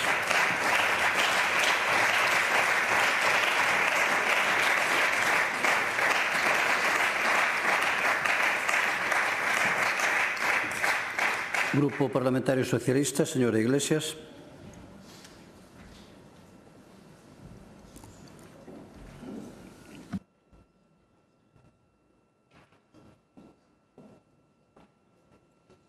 Grazas, presidente. Señor Pazos, o Congreso está en Madrid. O Congreso está en Madrid. Aquí estamos no Parlamento Galego. Dedicou máis de 7 minutos a falar de Pedro Sánchez. Menudo respeto institucional ten por este Parlamento. Hoxe o Partido Popular volve traer a este pleno unha iniciativa xa debatida en outubro do 25. Volve traer o mesmo de sempre. Ruído no canto de política. Confrontación no canto de solucións e vitimismo para agochar o seu fracaso estrepitoso. Porque cando o PP fala dun suposto ataque a Galicia, o que realmente está facendo é defender unha lei mal feita para tapar un goberno absolutamente fracasado. A lei de medidas do 25 é o mellor exemplo do que non se debe facer. Modifica 30 leis pola porta de atrás, sen diálogo, sen consenso, sen participación social. Unha chapuza legal, señor Pazos. E agora usan Galicia como campo de batalla contra o Goberno de España, non para defendela, non, senón para agochar un fracaso na política enerxética e para agochar o fracaso na política de dependencia e no modelo de país. E non hai ataque a Galicia, señor Pazos, hai defensa do bloque de constitucionalidade. Non sei se sabe o que. O PP intenta construir un conflito político inexistente, pero os feitos son claros. Antes do recurso, houbo diálogo, houbo comisión bilateral, houbo vontade de acordo. E froito dese diálogo, máis do 60% dos artigos recurridos quedaron resoltos. Máis do 60%. E xa, cando non quedou outra saída, cando era imprescindible garantir a igualdade de dereitos e o respeto ao marco constitucional, presentouse o recurso. Iso non é confrontar, iso é gobernar con responsabilidade institucional. E o curioso é que agora o PP eríxese como defensor tamén en moitas ocasións do Estado de Dereito, do mesmo PP tamén do bloque de constitucionalidade, que cuestiona o Tribunal Constitucional cando non lle gusta o que di. Cuestiona o Tribunal Superior de Xusticia de Galicia, sección terceira, que critica cando paraliza os parques eólicos por responsabilidade do goberno galego e da súa mala xestión, ou chega a calificar o Tribunal Constitucional de cancro da democracia, como se fixo nas filas do PP. Iso é respetar o Estado de Dereito, señorías? Non. Iso realmente é respetar o Estado de Dereito según conveña, segundo vaya o vento. É usar as institucións cando convén e atacalas cando incomodan, señor Pazos. O falso galeguismo do PP. Iso encántame. Tras 17 anos gobernando, a pregunta é moi sinxela. Cantas competencias novas pediu Galicia baixo o goberno do PP que leva 17 anos agás a lei do litoral? 0 competencias. En cambio, co goberno presidido por Emilio Pérez Touriño, transferíronse máis de 11 competencias para fortalecer o estado de autogoberno e transferidas pola vía do diálogo, que é na Comisión Mixta de Transferencias. E que fai, mentres tanto, o PP de Galicia con esa colaboración institucional? Pois non temos tampouco parangón co que se fai no goberno galego do PP, confrontando directamente co goberno de España, que menciónase máis aquí a Pedro Sánchez que o propio presidente Rueda. Pois plantóns no Consello de Política Fiscal e Financeira, plantón a negativa de negociar unha boa financiación para Galicia, plantón no cumio do clima para falar do Fondo de Cambio Climático, plantón a solidaridade no reparto dos menores migrantes, e, tamén temos ese recurso de inconstitucionalidade interposto por 10 comunidades autónomas gobernadas polo PP en contra da lei de amnistía. Como iba a afectar eso a Galicia? Seguidismo vergoñento do PP galego ás ordes de Feijóo. A política eólica. O liderazgo, o fracaso absoluto.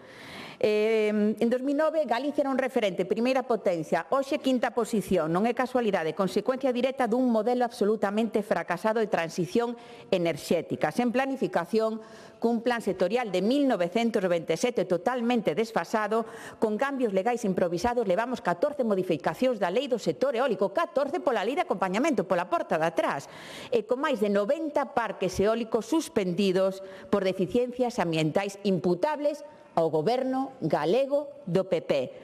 E claro, agora toca tapar ese fracaso, introducir pola porta de atrás a repotenciación obligatoria na lei de medidas.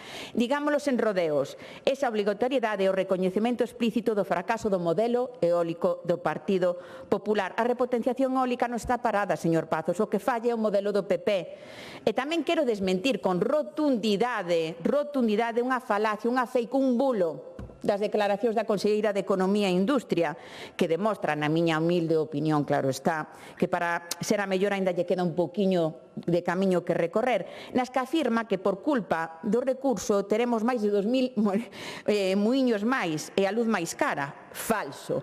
Onte Rueda falaba de 572 arexoneradores e 16 parques. Menudo baile de cifras e menuda falta de rigurosidade. O recurso non paraliza as repotenciacións eólicas en Galicia. É rotundamente falso. De feito, podense seguir repotenciando parques eólicos desde mañá mesmo, señor voceiro. O Goberno de España, ademais, aprobou o Real Decreto regulando as repotenciacións o 5 de novembro de 2025, que aposta pola planificación, aposta polo diálogo e aposta pola economía circular para a industria da reciclaxe das palas. Pois o PP, o goberno de PP, pode aplicar ese Real Decreto estatal e seguir repotenciando. De feito, a proba de que é un bulo, unha falacia que separan as repotenciacións eólicas é que en Galicia estánse a repotenciar parques eólicos non baixo o paraugas da Lei de Medidas do 25, senón repotenciacións voluntarias que se están tramitando gracias ás axudas recibidas do IDAE, do Goberno de España, máis de 54 millóns de euros para repotenciar e conseguir o obxectivo de descarbonización. Non se copiou o Goberno de España, non. Outra falsidade para goxar miserias. Temos en relación coa política enerxética, a Xunta impón, improvisa e xera máis conflito e inseguridade xurídica. Privatiza os nosos recursos naturais, agua, vento, minas, unha sociedade híbrida de colaboración público-privada. E tamén seguimos esperando a esa comercializadora pública que ia abaratar a luz a todos os galegos. Onde está, señor Pazos?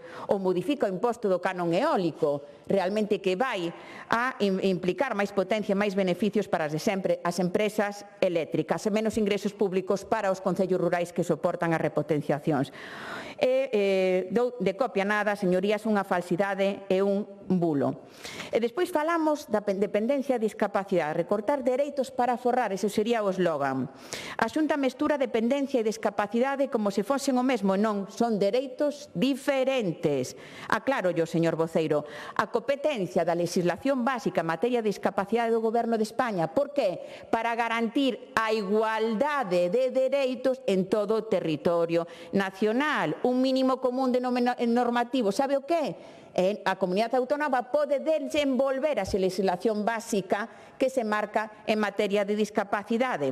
E son dereitos diferentes. Poñemos un exemplo moi sinxelo. Unha persona sorda pode ter recoñecida unha discapacidade e necesita apoios para comunicarse, para estudar ou para traballar, pero non é unha persona dependiente. Non é unha persona dependiente, pode vivir de maneira autónoma, non precisa cuidados persoais nin axuda para a vida diaria. Iso deixa claro algo fundamental.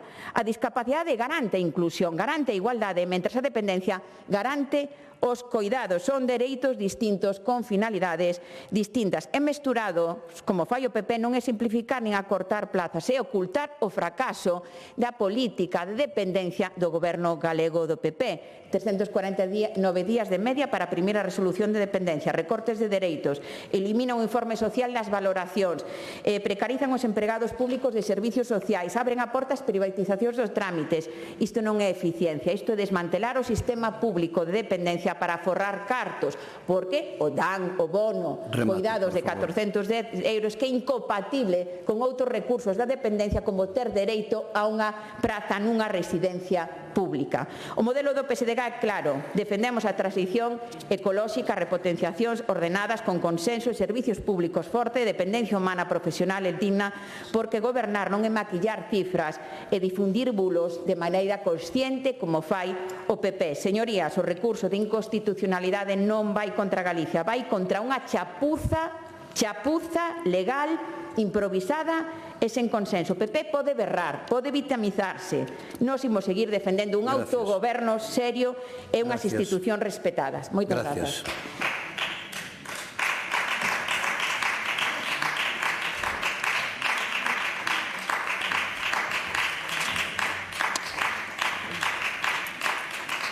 Grupo Parlamentario do Bloque Nacionalista Galego, señor Golpe.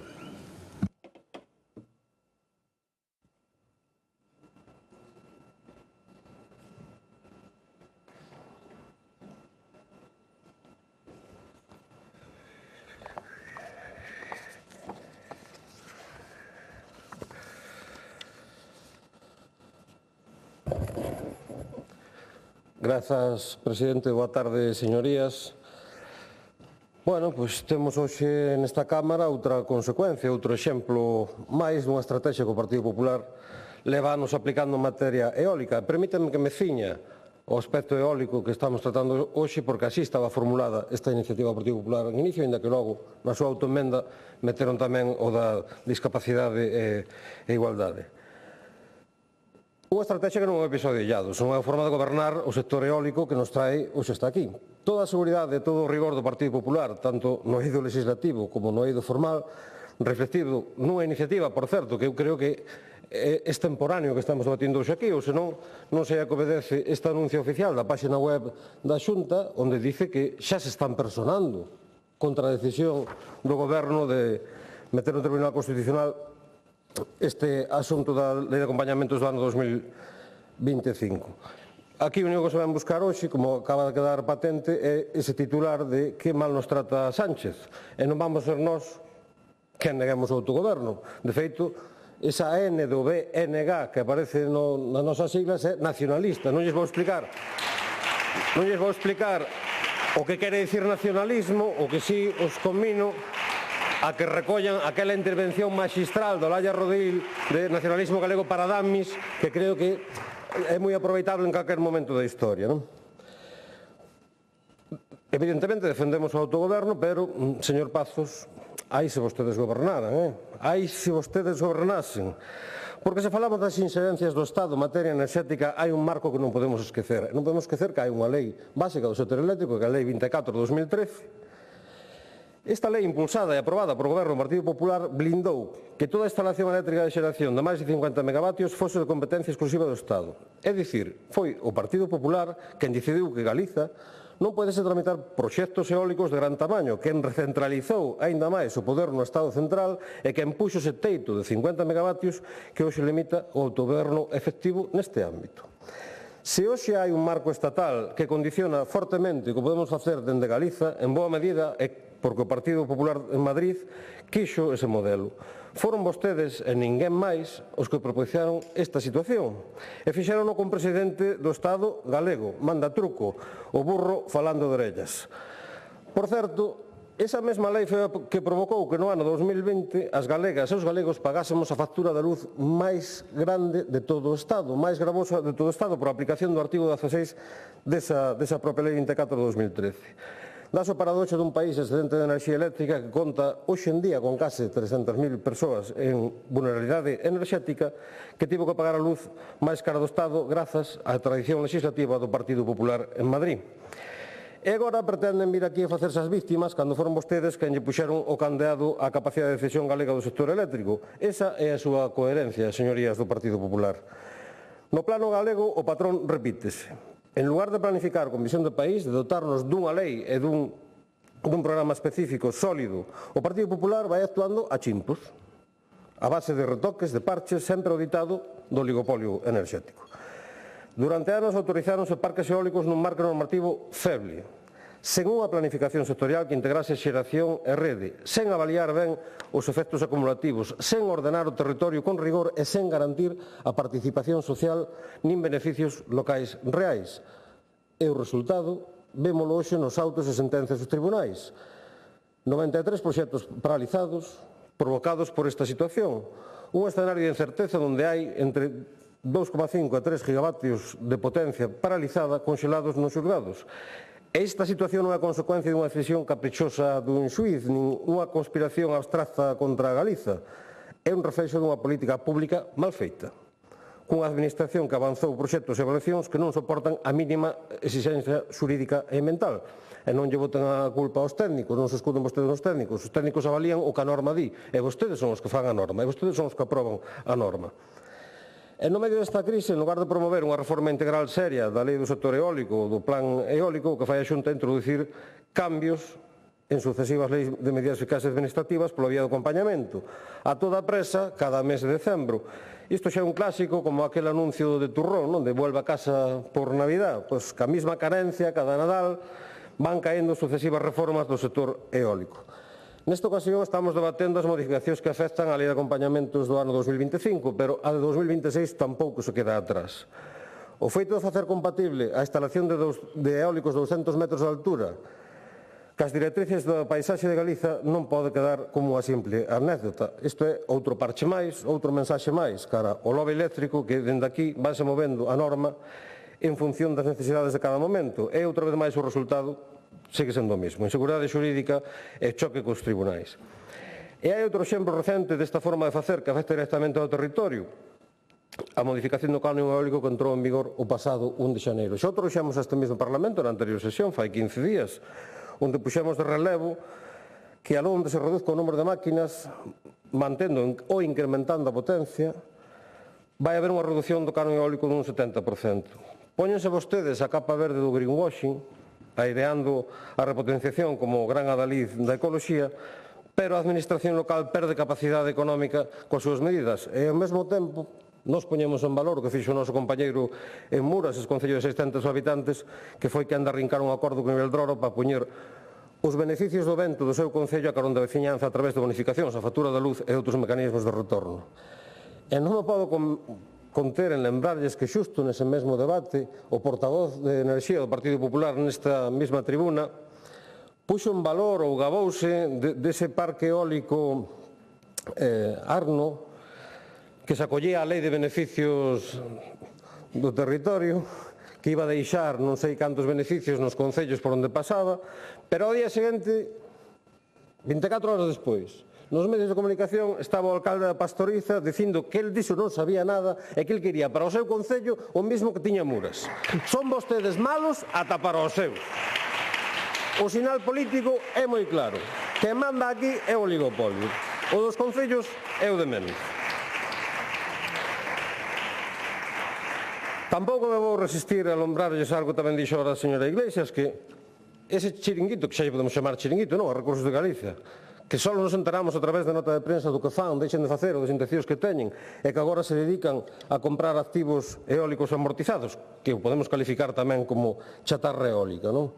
E aquela comercializadora que aquí mesmo se gabou a conselleira de que non se iba a baixar a factura a todas as galegas e os galegos, que non está. Onde está esa comercializadora revolucionaria? Existe? Opera? Frente a este modelo do Partido Popular, o BNG ten claro cal debe ser o camiño. Defendemos un modelo eólico basado na intervención pública, planificación a longo prazo, na xeración de valor engadido para Galicia. Iso significa unha lei específica de ordenación eólica debatida con luz de taquígrafos e non pola porta de atrás a través de leis de acompañamentos, participación pública directa en proxectos estratégicos, un sistema de beneficios territoriais robusto que vea máis alá das migallas para que agora queda o canon eólico.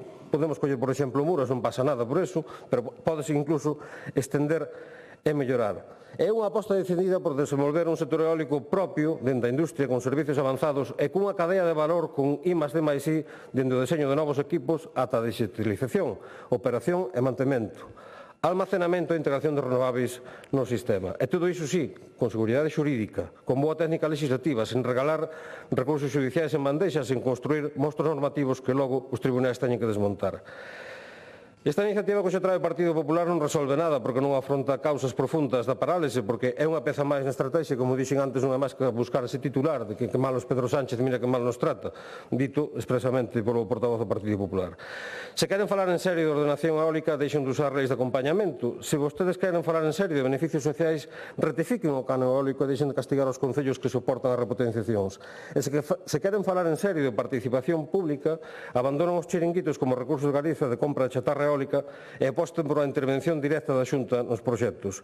O BNG está disposto a traballar nun modelo eólico galego público e democrático, socialmente xusto e tecnolóxicamente avanzado. O que non vamos facer é avalar máis parches que nos conducen unha e outra vez ao mesmo sitio, inseguridade xurídica, ao conflito e ao parálise. Nada máis e moitas gracias.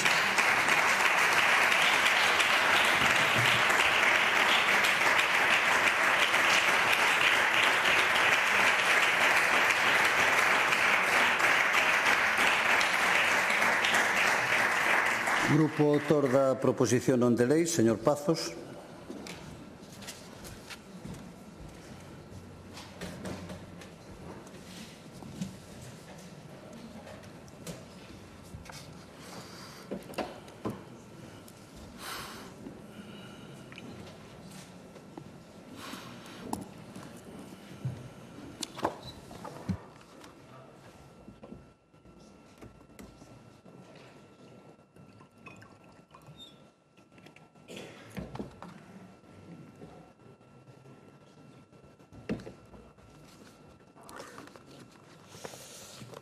Bueno, señorías, a verdade é que escoitei con moita atención as súas intervencións, como me gustaría poder decir que fixeron vostedes o mesmo coa miña, porque non, señor Iglesias, eu non botei aquí 7 minutos falando de Pedro Sánchez. Igual botei 7 minutos falando dos agravios a Galicia nos que incurriu o señor Sánchez. Iso sí, pero non confunda, non confunda. De todo o que falei eu de Pedro Sánchez, todo directamente relacionado con esta terra e con maltrato que nos están producindo. Porque a min hai unha cousa que non me acaba de quedar claro da súa posicionamento. A lei é moi mala. E se tan mala, por que a copian? É que non mo explicaron. Non se pode misturar discapacidade e dependencia, pero vostedes recoñecen automáticamente o 65% de dependencia co recoñecemento da discapacidade. Como se come isto? Como se come isto? Mire, ahora, o que non podo admitir é que me fale vostede de calidade legislativa. Vostede non. É que, claro, vostede veña a criticar o uso aquí que facemos da lei de acompañamento. É certo que o Partido Socialista no Estado non presenta a lei de acompañamento, entre outras cousas, porque levan 3 anos sen presentar lei de orzamentos. Pero que me fale de calidade orzamentaria. O partido que aprobou 168 reales decretos leis desde que chegou ao goberno, récord total, é unha especie de broma. E non, quero aclarar tamén que non criticamos o Tribunal Constitucional. O que criticamos é que vostedes teñan colonizado o Tribunal Constitucional nomeando a persoas con carné político do Partido Socialista Obrero Español, ministros e membros do gabinete do propio goberno, para que, efectivamente, introduzan un claro sesgo socialista no Tribunal Constitucional que debería ser de todos. O que fan en absolutamente todas as institucións. Señoría, mire, faloume do bloque de constitucionalidade. Home, eu, en fin, na miña condición de letrado creo que algo sei, pero igual me pode ilustrar vostede. Mire, como de inconstitucional esta lei que recurriron? É tan inconstitucional como aquela amnistía que decían vostedes que non cabía na Constitución? Ou é tan inconstitucional como a cesión da xestión de parte da Caixa da Seguridade Social que decían vostedes que non cabía na Constitución? Ou igual como a cesión de Rodalíes que lle fixeron a Cataluña que decían vostedes que non cabía na Constitución? Ou tal vez como a cesión da competencia de inmigración que non cabía na Constitución pero que agora están negociando cos seus socios de Jun? Outra vez tan inconstitucional como non presentar lei de orzamentos durante 3 anos consecutivos contravindo directamente o mandato constitucional. Vostedes confunden a Constitución coa lei do embudo. E non é. E o peor é que a Galicia sempre lle toca a parte estreita, señoría. Mire, señor Golpe, eu lamento moito, eu non sei se a N de nacionalista, a N de OBNG ou de negacionista, porque entendo que van a votar unha vez máis que non. Pero pregúntese vostede que pasaría se gobernase o PP. Pois non o sei, verémoslo cando goberna o PP. É que gobernan os seus socios, e gobernan con vostedes. E o que estamos sufrindo está sufríndose coa aquiescencia do BNG. Por certo, o goberno de PP de Mariano Rajoy tiña un criterio. Vostede pode compartilo ou non, pero tiña un criterio. Ese criterio era para toda España, que non é o que está acontecendo a todos. En todo caso, creo que non se enterou, non prestou atención á miña intervención, porque neste caso, quen coincide plenamente na defensa dos intereses diso que vostede chama o oligopolio é o BNG e o Partido Socialista. O oligopolio está batindo coas palmas polo recurso que interpuxo o señor Sánchez en contra do criterio da Xunta que está defendendo os intereses dos galegos. Polo tanto, vamos a ser un pouco serios. Evidentemente, nos vamos a seguir desenvolvendo a planificación eólica con seriedade e progresivamente, o da Masia, e o deixamos vostedes. Pero, como están vostedes con esta teima de protexer o territorio, eu creo que hai datos que hai que dar. Porque igual a xente se queda con dúbidas. Mire, falan vostedes de protexer o territorio, de que non se abran parques en Rede Natura e tal. Mire, en 15 anos, o goberno que sustenta este grupo parlamentario, sabe cantos parques abriu en Rede Natura? Ningún. Bueno, home, xa sei que lles parecen poucos. Evidentemente, vostedes en 4 anos de goberno bipartito abriron en Rede Natura 5 parques eólicos. 5, no. Pasaban por ali, claro, é que vostedes no goberno non gobernan, pasan por ali. Mire, en todo caso, eu efectivamente estou aquí para defender a postura do goberno e da mellor conselleira de Industria que xamais tuvo Galicia, que non o dixen eu, iso dixo un presidente provincial dun partido que non era meu e que se parece bastante a ese no que vostede ata onde sei non milita. Entonces, eu agradecería que no futuro este tipo de cuitas, se lle doen ese tipo de afirmacións, o sustenten ou solventen vostedes nas interioridades das súas sedes, porque facelo aquí, en fin, creo que é unha evidencia de que vostede se equivocou de ventaniza. Evidentemente vamos a mantener íntegra a nosa autoemenda e a nosa proposta para que teñan as súas señorías ocasión de pronunciarse. Máis nada.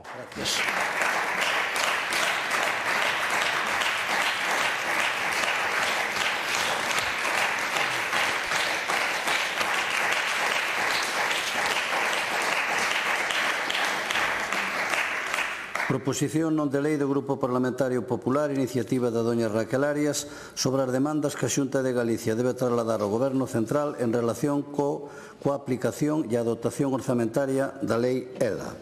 Presentouse unha emenda do Grupo Parlamentario Socialista para formular a proposición non de lei. Ten a palabra a señora Arias. Grazas, presidente. Hai exactamente 8 meses, o pasado 10 de xuño, pedíamos neste Parlamento que o Estado cumplise a lei ELA, aprobada por unanimidade en outubro do ano 24. Daquela, Susi Seoane, presidenta da Asociación Galega de Enfermos de ELA, GAELA, que nos acompañaba neste hemiciclo xunto con outros enfermos e familiares, pasábame unha nota para que no seu nome a leese ante vostedes. Hoxe repito parte das súas palabras que se manteñen de plena actualidade. Decía: os enfermos de toda España estamos a agardar, sen tempo que perder, a implementación completa e urxente da lei ELA que, coa aprobación unánime no Congreso dos Deputados o 30 de outubro de 2024, parecía anunciar o principio do fin da nosa angustia. Con financiamento prometido, cos recursos necesarios, cos procedementos áxiles e imprescindibles para os enfermos de ELA. E remataba: escoiten a nosa voz, fáganno antes de que para un só enfermo máis sexa demasiado tarde. Susi deixounos hai apenas 2 semanas, o pasado 28 de xaneiro, sen ver cumprido o seu sono.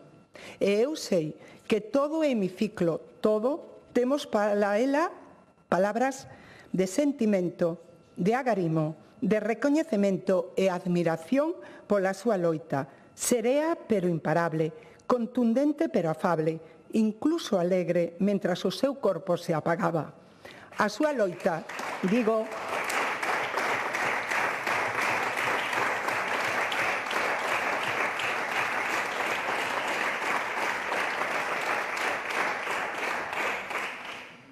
a súa loita era para que se avance na investigación sobre a ELA e que, mentras, os enfermos poidan ser coidados, vivir e morrer con dignidade.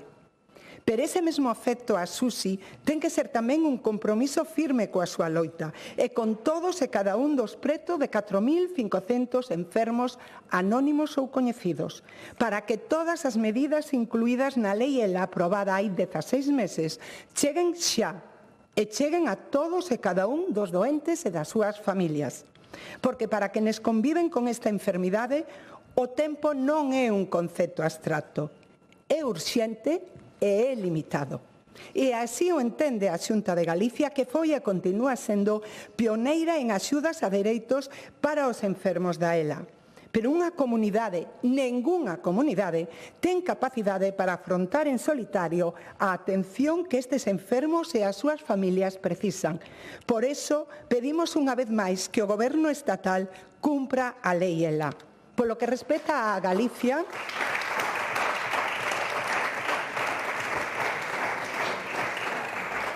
Galicia, xa o decía, foi a primeira comunidade dende que hai xa 4 anos se dá unha axuda directa anual de 12.000 euros a todos os enfermos diagnosticados de ELA ou os seus fenotipos, cun orzamento de 3 millóns de euros para atender os arredor de 200 afectados.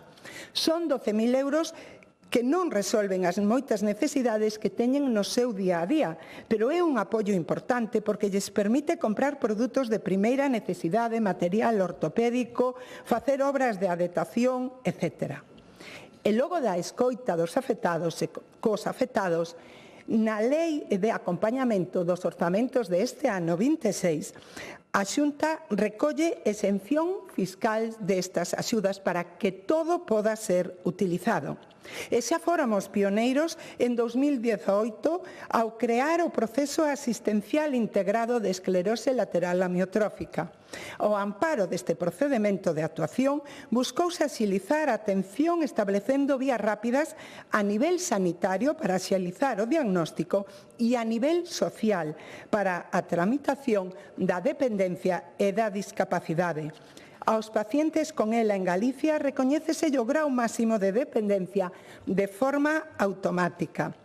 Pero, como decía, as axudas que precisan os enfermos de ELA e as súas familias non se poden abarcar dende unha comunidade únicamente, porque é unha enfermidade de evolución moi rápida, o nivel de dependencia é moi alto e a atención 24 horas e todos os servizos, adaptacións de mobiliario ou ventilación que precisan, teñen uns costes elevadísimos. As axudas para ELA non son un luxo, son esenciais para sobrevivir con dignidade os enfermos e as súas familias. Por iso, resulta indignante a insensibilidade dun goberno en Madrid que primeiro tarda 3 anos en tramitar a lei, finalmente aproba o 10 de outubro de 2024 por unanimidade no Congreso e o día 1 de novembro entra en vigor sen financiamento e sen mecanismos de aplicación, o que ven sendo unha burla para os doentes. En xuño do ano 25, o Goberno lanza un plan de choque de 10 millóns de euros. Pero o Ministerio de Sanidade, que aportaría os cartos, e o de Dereitos Sociais, que aplicaría as medidas, non se poñen de acordo e os cartos e, polo tanto, os servizos non chegaron nunca os enfermos. O 19 de novembro de 2025, o Congreso convalida o Real Decreto que desenvolve a Lei ELA e que aporta 500 millóns de euros. Pero unha vez máis, Sánchez fai trampas. E eses 500 millóns non son fondos exclusivos para os enfermos de ELA, senón que se inclúen no sistema da dependencia e contempla que o Estado financie as medidas co 50% e as comunidades outro 50%. Propón ademais crear o grado 3+, que implica que os doentes teñan que someterse a unha nova valoración. E as achegas se conceden aos doentes na fase máis avanzada da enfermidade, discriminando o resto dos afectados.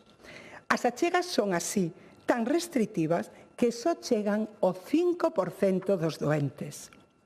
Todo elo demostra unha falta de sensibilidade arrepiante por parte do Goberno, dun Goberno que se definía como o máis social da historia, porque os pacientes de ELA e as súas familias non buscan ser heroes, non buscan aplausos da fauteza, buscan recoñecemento da situación, garantía do dereito a recibir cuidados e a asegurar a inclusión social.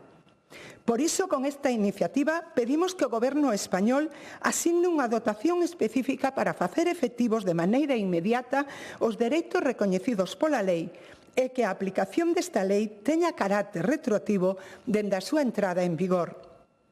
Porque, señorías, de que serve aprobar unha lei se non se dota de orzamentos? De que serve recoñecer dereitos que non se financian?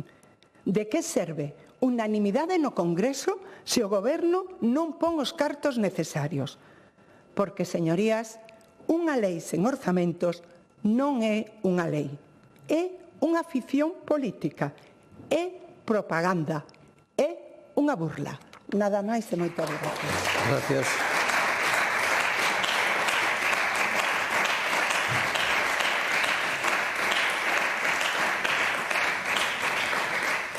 Grupo Parlamentario Socialista, señora Longueira.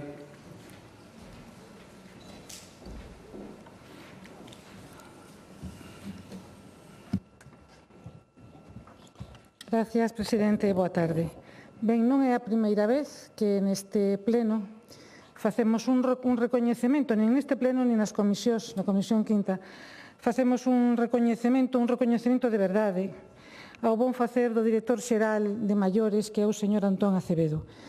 E a determinación persoal que o levou a realizar unha liña prioritaria para os afectados da ELA en Galicia. O recoñecimos, como decía en varias ocasións, sabendo tamén que este tipo de proezas da Administración acontecen porque hai persoas que se involucran de xeito directo sobre un tema. E este foi o que fixo o señor Acevedo, involucrarse directamente neste tema e, por suposto, moi agradecidos polo seu traballo, mesmo que é un técnico exemplar dentro da Consellería, así que eu xa lles digo alguna vez máis, inclusive se vostedes lles encargan un plan estratégico, estou segura de que este home llo fai a medida e o fai con toda a positividade, con toda a profesionalidade que o caracteriza. E entonces decíamos que na última comparecencia que tivemos aquí, onde xa se falou de Susi, eu tamén queremos mandar desde o PSDG todo o noso agarimo á familia e os que acompañaban naquel momento. Na última vez que estiveron aquí os enfermos de ELA, eu creo que fomos claros e honestos, porque isto non é un tema baladí, por suposto, ni é un tema onde un pode xogar ca sensibilidade humana. Son seres humanos que teñen unha enfermedade cruel e a vida contada. Así que, incluso hoxe me parece que estamos, se me permiten, xogando con esa sensibilidade, porque todos sabemos que estes temas, cando afectan dunha maneira tan directa, poden ter o apoio e a resolución de todos os que estamos aquí, pero non é necesario facer esta exhibición pública de, eu creo, non o mal ou ben que está facendo o Goberno de España, porque eu recoñezo e recoñecín que, se ben é certo que o Partido Socialista deulle pa diante esta lei e acadou unha unanimidade no Congreso dos Diputados, ben é certo que non está á altura E o dixen en aquel momento e o volto a decir hoxe. Así que dentro desto non van a encontrar ninguna renuncia por parte do PSDG con respecto a esta lei. Pero tamén volto a decir, puxo no mapa o que lles preocupa a boa parte de unha xente que está, familiares, pacientes, e que están cos días contados e coa vida contada. Decía que fomos honestos, e o seguimos sendo, en recoñecer que a situación da ELA, máis a lei que foi levada, como decía, ao Parlamento polo Partido Socialista e aprobada por unanimidade, pois non avanza todo o rápido que queiramos. Porque a política tamén ten isto, frustracións.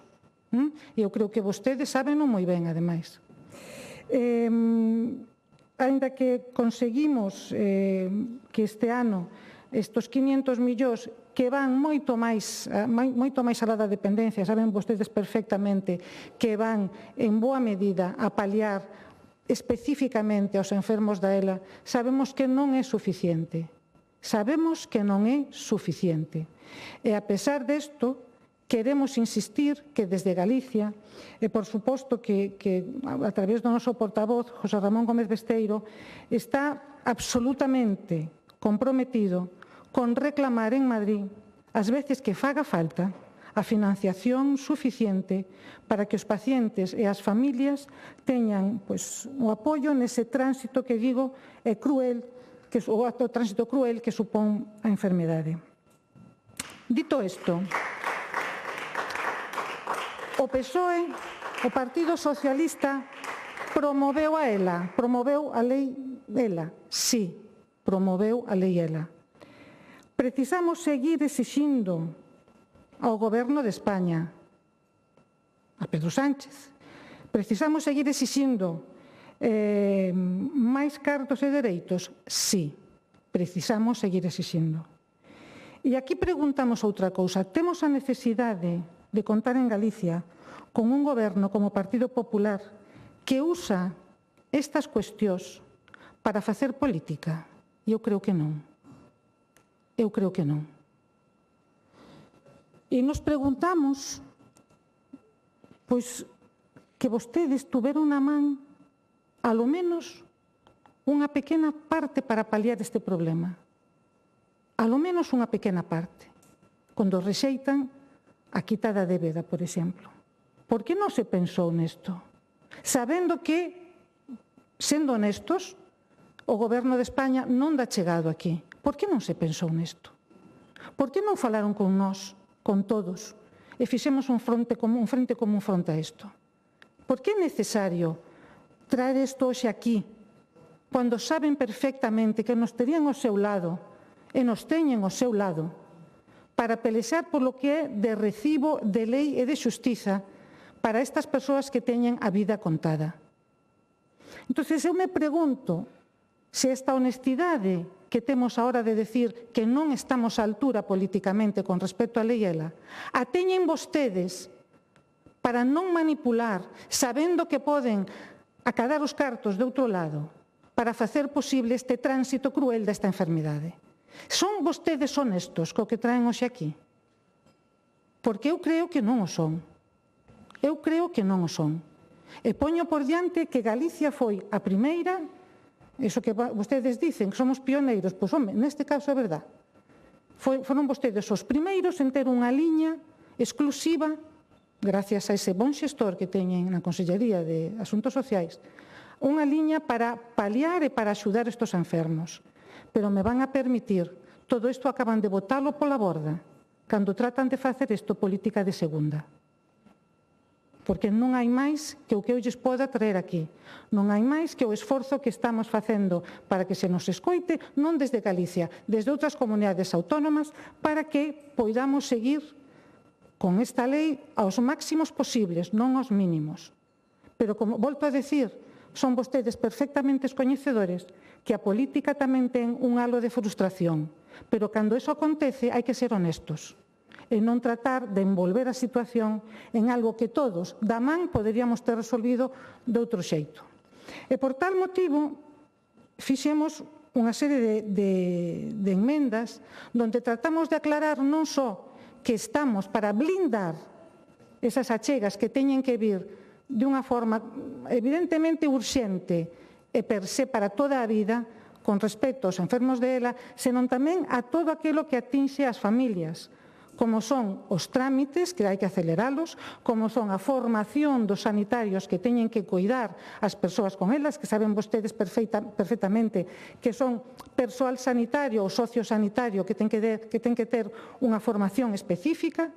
E todo isto é o que poñemos aquí nestas enmendas, para tratar de acadar entre todos o máximo posible dentro das circunstancias que temos. E volto a repetir, coa honestidade do PSDG en riba da mesa, recoñecendo que chegamos tarde e chegamos como podemos, pero non á altura das circunstancias con esta lei.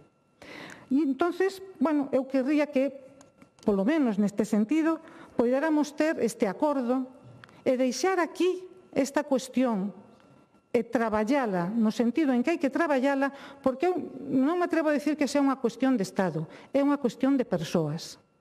E entendo que a altura política dos que estamos aquí teria que ser moito máis alta que vir a un pleno, bueno, pois a recordar ou a decir indignidades ou a decir outro tipo de cuestións que, volto a repetir, son a frustración política de non poder estar á altura das circunstancias que nos leva a lei ELA. Polo demais, tamén quixera recordarlle unha cousa, señora Arias, porque non tuve a oportunidade de rematar antes co tema da FEGAMP e a lei de OSAF e a todas as cuantías que se fan da axuda do OSAF.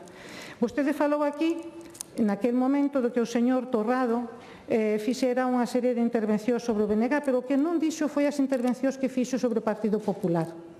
O que dixo, efectivamente, e vostede non aquí non o recolleu, foi que a Xunta recoñeceu unha evidencia, que levaba anos quitándolle os concellos o que era deles. Así que, agora que xa o recoñeceron, recoñezan tamén non só ao pouco... Remato agora, presidente.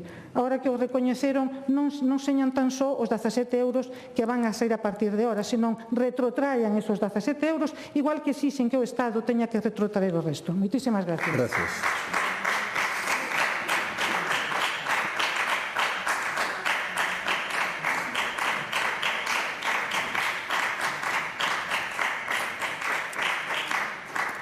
Grupo Parlamentario do Bloque Nacionalista Galego, señora Carreira.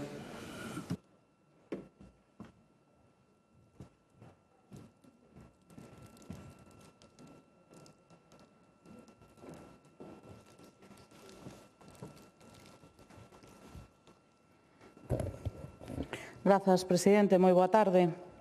Non é a primeira vez que debatemos neste Parlamento sobre a ELA, sobre a esclerose lateral amiotrófica, unha enfermidade dura e cruel, sen posibilidade de curación actualmente, e que é a enfermidade neurodegenerativa máis común despois do Alzheimer e o Parkinson, pero que, por mor da súa elevada mortalidade, o número de persoas afectadas non é tan elevado. É unha enfermidade tan prevalente que cada día se diagnostican 3 novos casos no Estado. Unha enfermidade cun curso agresivo e no que o 90% das pacientes non ten unha causa coñecida nin tampouco un factor de risco claro, salvo a idade e certas alteracións xenéticas que están descritas. A idade, precisamente, é a que permite estimar que, dado o envellecemento da poboación, as cifras de persoas afectadas pola ELA se van incrementar nos vindeiros anos de xeito notorio. É dicir, se a día de hoxe temos xa un reto importante, este reto vai se agrandar máis de cara ao futuro. E a atención ás persoas afectadas pola ELA ten que contemplar todas as vertentes. Ten que levar consigo unha aposta clara pola investigación para avanzar no coñecemento nas causas da enfermidade, na súa prevención e tamén no seu tratamento para mellorar a supervivencia e a calidade de vida das pacientes. Ten que traer consigo un sistema sanitario forte, multidisciplinar, que poida dar resposta a todas as necesidades destas pacientes, porque non só falamos dunha grave afectación muscular, senón tamén de que é unha enfermidade que leva consigo asociadas alteracións cognitivas, emocionais ou conductuais presentes en máis da metade dos casos.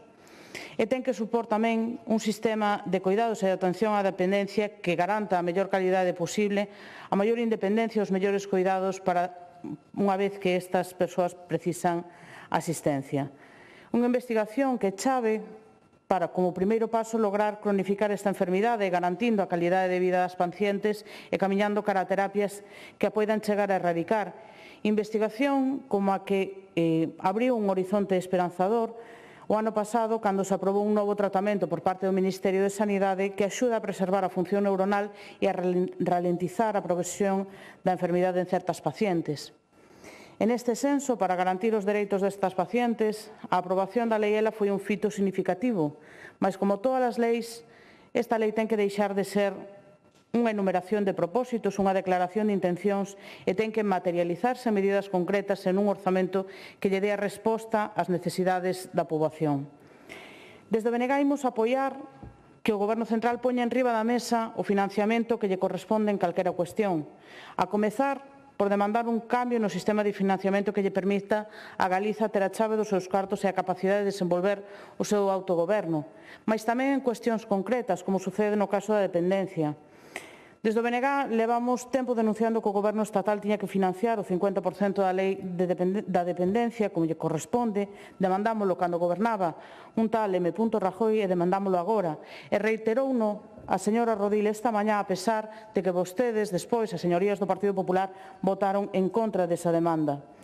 E xa lle temos dito noutras ocasións, nos valoramos positivamente as axudas de 12.000 euros que a Xunta de Galiza puxo en marcha para enfrontar o diagnóstico das pacientes con ela.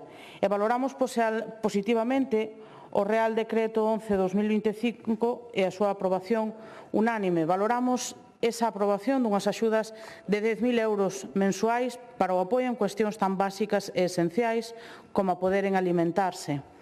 Mais tamén noutras cuestións esenciais como a rehabilitación e a fisioterapia tanto en centros sanitarios como no domicilio. Fisioterapia, unha especialidade sanitaria fundamental para todas estas pacientes e absolutamente minoritaria no noso sistema sanitario público. Axudas económicas, todas estas, tanto do Goberno galego como do Goberno central, que valoramos positivamente, mas que non son suficientes, porque necesitamos seguir fortalecendo os sistemas públicos. O sistema sanitario público, a investigación pública e o sistema público de coidados. Volvo a poñer enriba da mesa unha cuestión que xa temos remarcado en máis ocasións e que figura recollida na propia Lei de Dependencia, a priorización de acceso a uns servicios profesionalizados fronte a bonos e axudas económicas co obxectivo de garantir uns mellores coidados e un mellor benestar. Servizos de coidados que deben de ser públicos, que non antepoñan o balance económico dunha empresa o benestar e a vida de todas estas persoas, que garantan a seguridade, as condicións laborais e salarios dignos para todas as traballadoras. As axudas están ben, pero non poden sustituir os servizos públicos que teñen que dar resposta. Axudas que despois se mostran cativas, por exemplo, no caso das emprendidas por parte da Xunta de Galiza e que non permiten compatibilizar precisamente coa contratación dun servizo tan necesario como é o servizo de axuda no fogar e que sabemos que hai xente que queda fora. Porque, ademais, o que non precisa, sen lugar a ningunha dúbida, ningunha persoa con ela, nin con tampouco ningún tipo de dependencia, é ter que poñerse a buscar centros e servizos privados que lle presten a asistencia que debería ter garantida xa por parte do sistema público.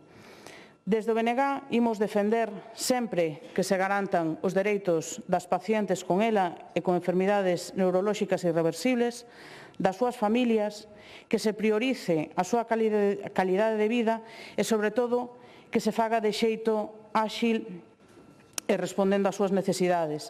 Porque se algo demostrou esta lei é a inhumanidade dun sistema que non é quen de ser útil para as persoas que máis o precisan por mantelas atrapadas nun bucle burocrático infinito.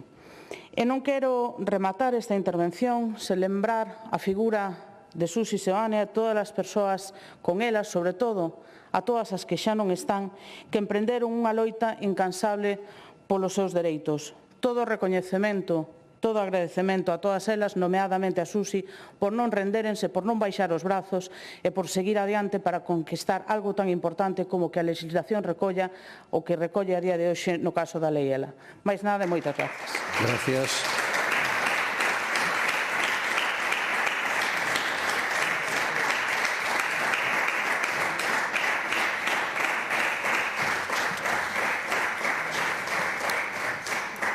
Grupo autor da proposición non de lei, señora Arias.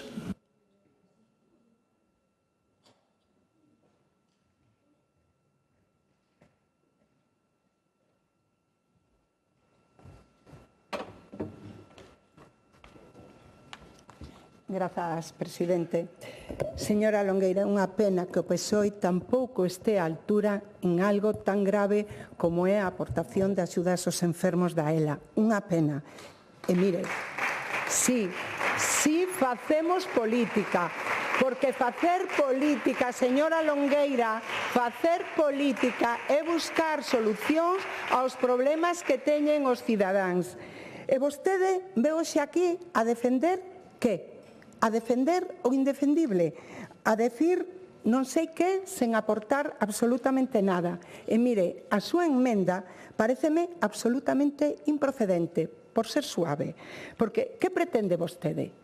Eximir tamén ao Goberno central das responsabilidades que ten con respecto ao cumprimento de unha lei aprobada? É iso o que pretende? Ou pretende sair de aquí dicindo que a Xunta non quere colaborar e que só fai a título persoal? Porque, mire, se iso que pretende, fallou, porque os enfermos de ELA e as súas familias saben que a Xunta é pioneira nas axudas a ELA. Galicia foi a primeira comunidade en axudas directas. Xa dixen que tamén agora mesmo están exentas fiscalmente e desde o ano 18 hai vías rápidas. E claro que a Xunta está disposta a seguir axudando e a colaborar con todas as administracións. Claro que sí, pero que mire, hoxe non falamos deso.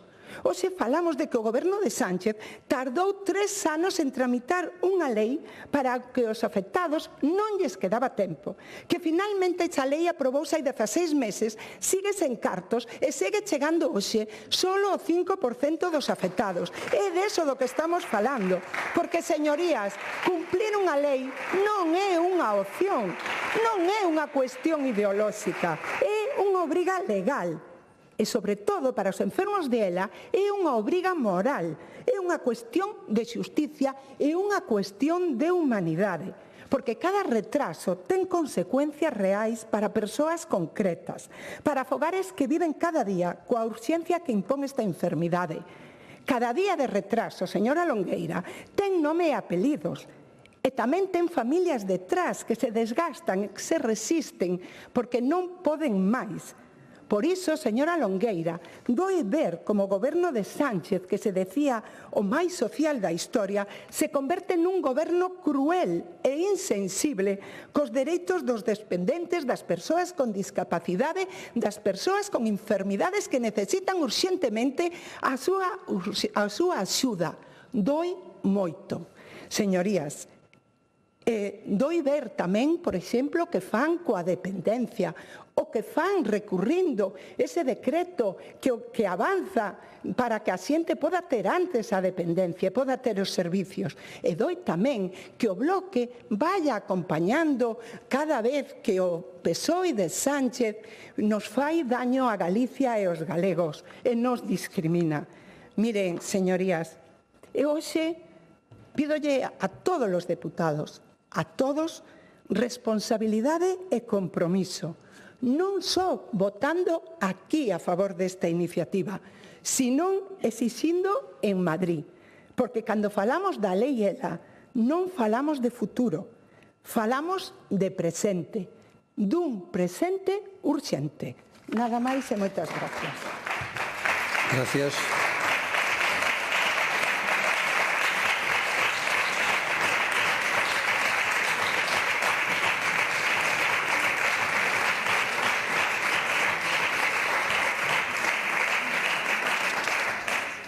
Proposición non de lei do Grupo Parlamentario Socialista, iniciativa do señor Bouza, sobre a demanda dirixida ao Goberno galego para que realice unha avaliación urxente da dotación actual de profesorado de pedagogía terapéutica, audición e linguaxe e cuidadores e cuidadoras nos centros educativos públicos galegos. Non se presentaron emendas para formular a proposición non de lei. Ten a palabra o señor Bouza.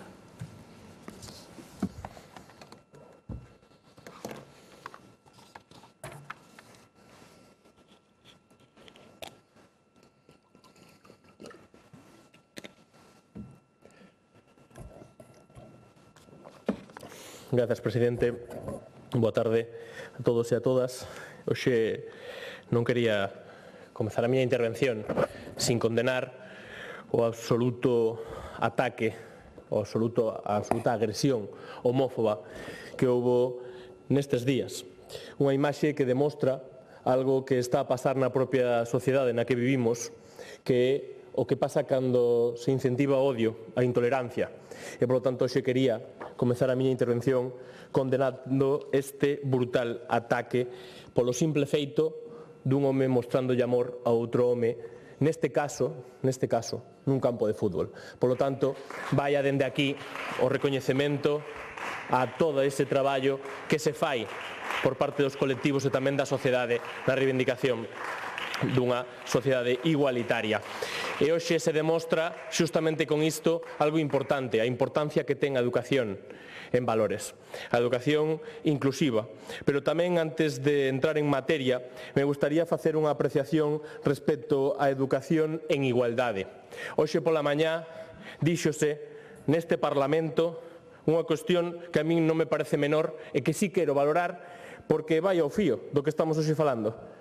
Falábase do termo médico para referirse ás mulleres. A verdade é que, como non sei do tema, acudín a quen si sabe do tema, que é a Real Academia Galega.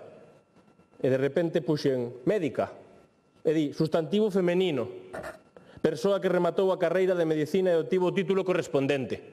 Polo tanto, pídolles, señorías do PP, que repitan conmigo, a ministra de Sanidade é médica, porque a educación en valores é moi importante. Vostede pode ser o que queira, pero realmente non faltemos ao importantísimo avance, porque despois se lles enche a boca de falar de igualdade, de feminismo, pois tamén é igualdade e feminismo non invisibilizar as mulleres, porque realmente o único neutro que houbo é realmente ese compromiso, esa falta de compromiso coa igualdade.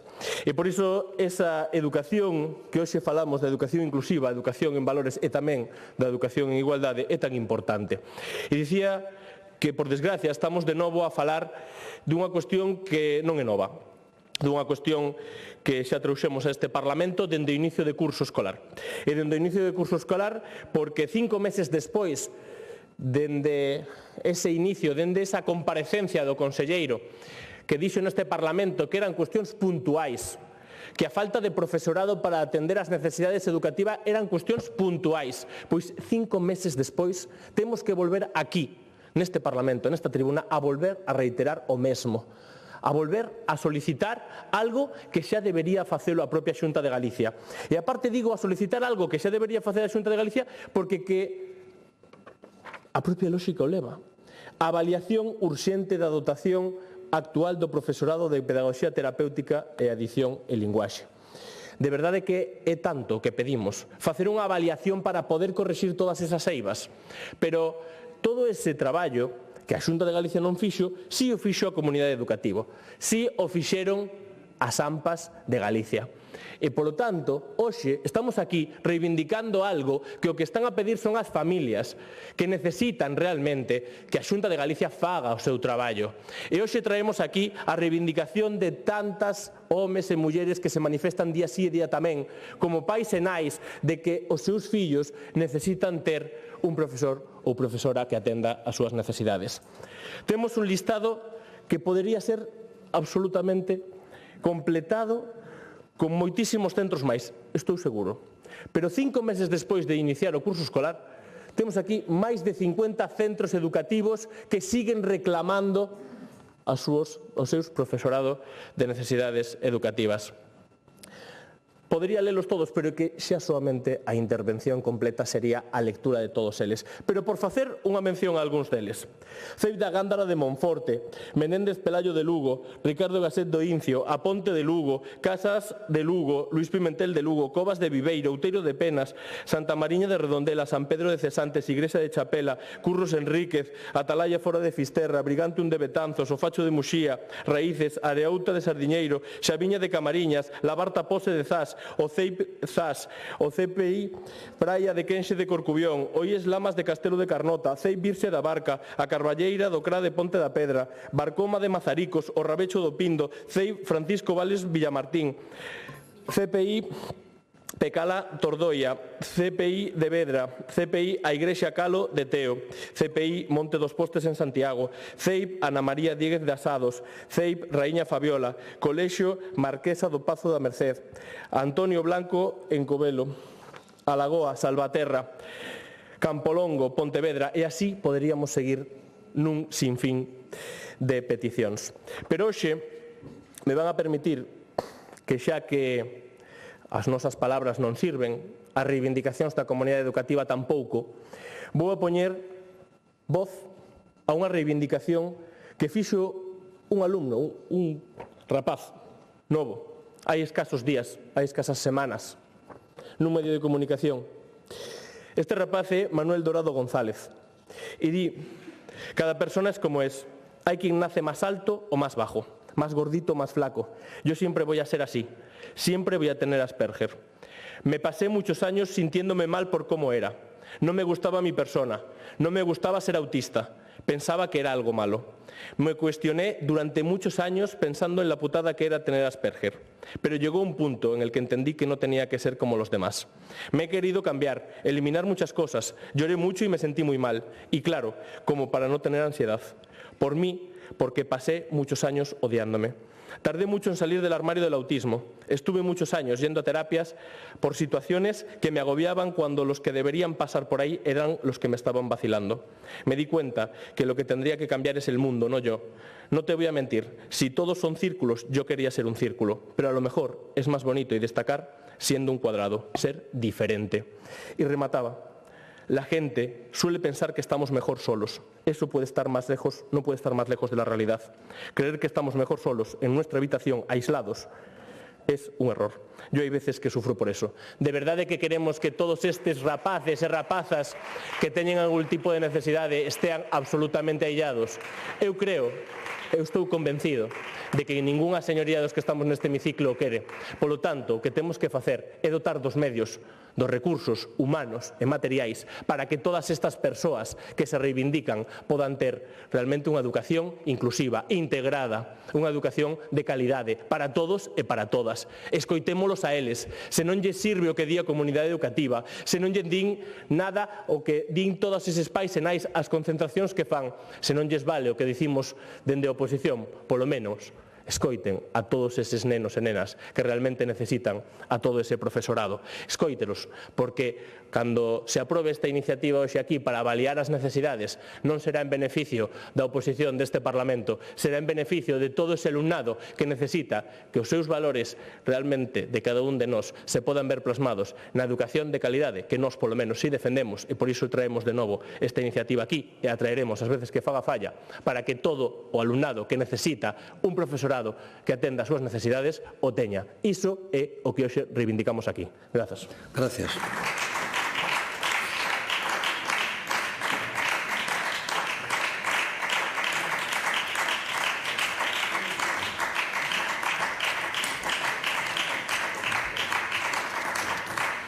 Grupo Parlamentario do Bloque Nacionalista Galego, señora Fernández Davila.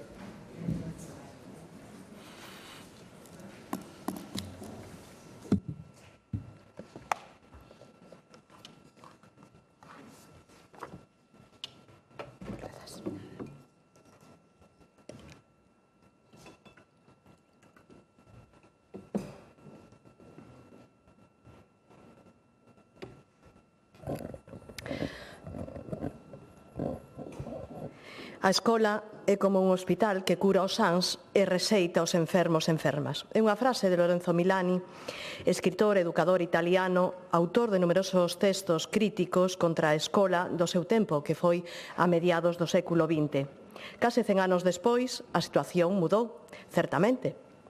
Pero non o que cabía esperar tras acordos e normativas aprobadas a nivel internacional, estatal e galego. A escola actual intenta ser máis amable, inclusiva, pero hai quen pensa que iso é excesivo e pretende voltar ao pasado. Hoxe en día o rexeitamento aos nenos e nenas con necesidades educativas é menor, certo, pero existe unha legislación sólida para que exista unha total inclusión. Porque esta non é unha realidade, entón? Según a Convención dos Dereitos das Nenas e Nenos, debe haber unha escola gratuíta e universal para todos e para todas. A escola nace, pois, para ofrecer igualdade de oportunidades e desenvolver a personalidade das nenas e nenos, as súas aptitudes e capacidades. Esta debe ser, entón, a definición de educación con mayúscula, que involucra a familia e tamén a escola. Fronte a esta teoría que é defendida polos profesionais do ensino, atopámonos coa crúa realidade de impoñer coñecementos e de traballar en programas que non se asustan aos intereses nin á curiosidade do alumnado. Programas que non se poden personalizar e menos adaptar ás nenas, nenos e adolescentes con diversidade ou necesidades educativas. Nos últimos 17 anos, o Partido Popular na Xunta de Galiza tense encargado de tomar dúas decisións que explican a nefasta situación na que se atopa actualmente o alumnado con diversidade. A primeira sería reducir o cadro de persoal docente galego a base de non sustituir as xubilacións que seguían producindo e, ademais, non convocar as prazas vacantes con procedementos selectivos. E segundo, non cumprir a normativa vixente de diversidade, obviando os informes médicos e de orientación do alumnado con necesidades educativas, é dicir, non cubrindo as plazas que estes nenos e nenas necesitaban. Malia isto, o PP, partido da propaganda da Xunta de Galiza, gábase de ter a porcentaxe máis alta do Estado con respecto á inclusión. Esta afirmación só é entendible se a Consellería se adica a contar as cadeiras ocupadas nos centros ordinarios con alumnado con diversidade que non está a recibir os apoios e reforzos que precisan, tan só están aparcados nun espacio que si debera ser inclusivo. Para o Partido Popular, o ensino tan só é unha cuestión numérica de gasto, de referirse a cadros de personal ou catálogos cando así lle interesa, de aforrar investimentos no ensino público todo o posible, ata chegar a esquilmar recursos deste alumnado que máis o precisa. Por moito que vostedes, señorías do Partido Popular, intenten justificar esta situación, a realidade é teimuda e empeñas en demostrar que estas nenas, nenos e adolescentes máis vulnerables están sendo desposadas dos seus dereitos, como é unha atención de calidade personalizada para poder avanzar ao mesmo ritmo que o resto dos seus compañeiros e compañeiras da súa aula. E digo que a realidade é teimuda porque non hai un só día en que non haxa denuncias nos xornais onde as AMPAs, as direccións dos centros e o profesorado demanden os recursos que necesitan e que se lle están sendo denegados desde as direccións territoriais e a mesma Consellería. Podemos ver titulares deste mismo fin de semana en pé de guerra polos recortes de profesorado no CEP Campolongo. Educación responde que o colexio ten a dotación de docentes que necesita para os 429 nenos matriculados. Seguro que aquí non fala dos nenos con necesidades. A FAMPA e o BNG piden máis recursos para atender a diversidade nas aulas. Isto se refire a todas as AMPAs de centros educativos da provincia de Pontevedra. En Cerro, no CRA Ponte da Pedra, acto reivindicativo para exixir a educación que atendan as demandas de mellora que levan pedindo dende comezos de curso. É un exemplo do CEIP Monte dos Postes, aquí en Santiago, que participaron nestes peches organizados. Mesmo a Confederación AMPAs Galegas, que se refería o portavoz do Partido Socialista, enviou á Consellería unha listaxe de todos os centros que a eles lle consta que as súas reclamacións foron públicas. Pero, bueno, isto simplemente é a punta do iceberg, porque, que pasa? Non vamos a contabilizar todos aqueles centros educativos que levan reclamando eses efectivos que tanta falta lles fan desde principios de curso, levan 5 meses con esas reclamacións e non saliron nos medios de comunicación? Agora escúdanse vostedes en que todo o profesorado debe ocuparse da atención destes nenos e nenas con diversidade. Ora, todos os profesores deben facelo. E que agora este alumnado pode atenderse de calquera xeito, como se foran mobles. Non fan falta especialistas con formación de vida, con recursos aceitados e con vocación do seu coidado e impulso. Seguro que o señor conselleiro de Educación, cando lle doe intensamente unha moa, non vai ao médico de cabeceira, non acode ao hospital a consulta do endocrino, pero seguro que saca a carteira do seu peto e vai a un dentista. Este alumnado con necesidades educativas e as súas familias non teñen a oportunidade de poder acceder a centros privados, por varios motivos. Primeiro, porque o sector privado non quere a este tipo de alumnado, que dá máis traballo e non compensa, claro. pero tamén polo custo que lle vai ocasionar ás súas familias que igual non o poden asumir. E segundo, porque os recursos están na pública. Claro, se o Partido Popular na Xunta non está empeñada en suprimir as especialistas e coidadoras necesarias para que estas cativas e rapazas podan avanzar. Quero ler un comentario dunha nai sobre a escolarización da súa filla que este ano cambiou de etapa e está matriculada en primeiro de ESO. E di, en infantil e primaria a miña filla tiña os seus informes médicos e de orientación do CEIP onde estivo nestas etapas.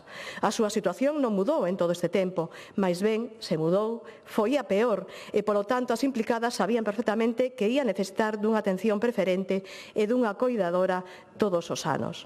Non entendo porque, en canto presentei a solicitude para reservar praza no centro de secundaria, todo foron excusas e problemas para derivar en non conceder os recursos que levaba 9 anos usando. Non llos concederon.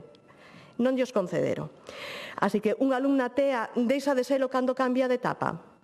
Por cambiar de curso, vai deixar de precisar atención específica? Non, para nada. É algo que a este goberno do Partido Popular non lle entra na cabeza. Haberá que preguntarse por qué. Todas as profesionais do ensino recoñecen o avance tan importante a nivel persoal e educativo que se produce naquel alumnado que pode dispoñer dos especialistas en pedagogía terapéutica ou audición e linguaxe que os seus informes aconsellan. Pero gracias ás políticas empregadas pola Xunta de Galicia, iso acontece cada vez menos. Están vostedes a negarlle uns recursos que relegan a este alumnado a frustración, ao desánimo e, por último, ao abandono escolar temperá. O Partido Popular na Xunta de Galicia leva ni máis ni menos que 17 anos decidindo non asignar máis recursos ao ensino público e deixando atrás a moito alumnado con nome, apelidos e informes para dotalo dos apoios e reforzos precisos.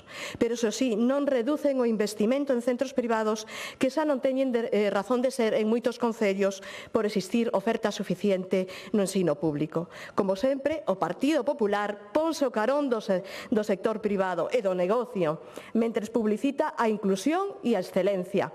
Son especialistas en mentir, en enganar e desviar a atención para ocultar as súas mañas.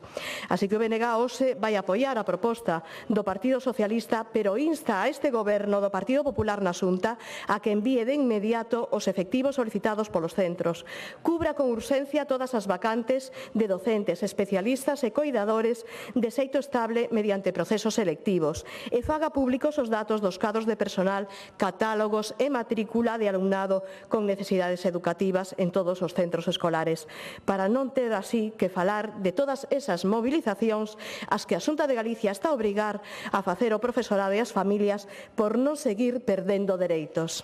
Grazas. Gracias.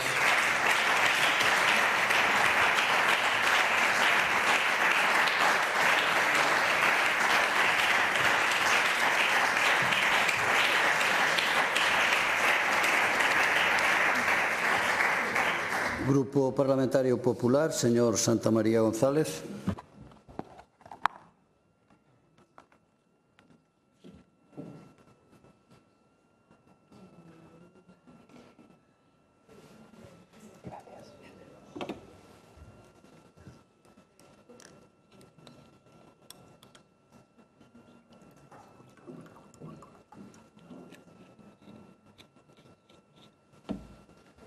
Grazas, presidente. Señorías, 2 meses e 7 días. Esa é exactamente a cantidade de tempo que tardou o Partido Socialista en volver traer a esta Cámara unha iniciativa idéntica e que xa foi debatida no pleno do 3 de decembro. Como digo, hai 2 meses e 7 días. Señorías do Partido Socialista, sabemos que o traballo constante e rigoroso non é precisamente a súa marca da casa. Sabemos tamén onde teñen posta realmente a súa atención ultimamente, como pode ser no que poidan dicir exmembros do seu partido dende o cárcere, en intentar defenderse de graves acusacións sexuais, de acosos sexuais ou laboral, en asinar pactos vergoñentos como da Deputación de Lugo, en xogar, en enganar os pensionistas ou en lamentarse elección tras elección dos resultados nefastos dun partido que perde cada vez máis confianza da xente. Pero por respeto a esta Cámara, por respeto ás institucións e, sobre todo, por respeto tamén aos seus propios votantes, pídolles que se tomen en serio o seu labor e que deixen de xogar cun asunto tan importante como é o ensino e a educación galega. Miren, eu son unha persoa nova e aínda creo no valor de dar un voto de confianza. Quero pensar que isto non é só falta de traballo, senón que quizáis é falta de ideas. Así que con espírito construtivo, créanme, permítanme botarlles unha man. Poden coller unha folla, un caderno, como lle digo aos meus alumnos, e poden tomar nota. Miren, a liberalización da AP9, promesa do señor Besteiro que aínda estamos esperando. Situación precaria e indigna do noso sistema ferroviario, que aínda temos que escoitar ao ministro de Transportes dicir que estamos no mellor momento do sistema ferroviario e dicir o ben que o fai e o bo que é el persoalmente. A urxente necesidade de formar máis médicos de atención primaria e vostede, señor Bouza, xa que tanto lle gusta gravar vídeos e sacar fotos nas portas dos hospitais, eu espero con ansia esa foto na porta da ministra de Sanidade. E podería continuar, pero para comezar, vexo que non tomaron nota, non sei se que foi moi rápido, se queren podo ir un pouquiño máis lento, pero para comezar creo que chega e agora tócalles a vostedes pois facer os deberes e espero sinceramente que nos vindeiros plenos pois volvan aquí con propostas de verdade e co traballo feito. Pero xa que volven a traer esta iniciativa, aínda que ya os puxo a miña compañeira Cecilia, que por certo non puido ser máis clara, vou intentalo eu a ver se desta vez o queren entender. Non podemos apoiar unha iniciativa que está cargada de manipulacións e de mentiras. Din que os centros galegos superan as ratios. Mire, señor Bouza, dicir isto é ter a cara moi dura, porque vostede sabe de sobra que as ratios están reguladas por lei. E non só iso, non é que non se superen as ratios en Galicia, senón que Galicia, de xeito voluntario, as reduce ata os 20 alumnos.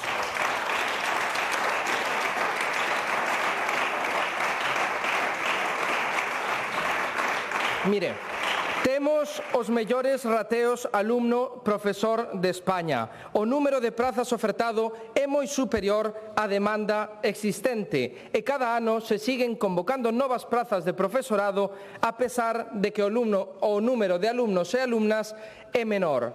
Din tamén que temos PTs a eles claramente insuficientes. 5.000 profesionais adicados á atención á diversidade, o dobre que cando gobernaban vostedes o bipartito, tanto o BNG como o Partido Socialista. Que hai máis necesidades? Por suposto, pero aí están os datos. Duplicouse o número e, ademais, nesta próxima convocatoria de oposicións, non sei, eu cando saían estas noticias estas últimas semanas, dixen esta semana, bueno, retirarán a moción xa que a presentaron fai 2 meses e, sobre todo, cos anuncios que hai.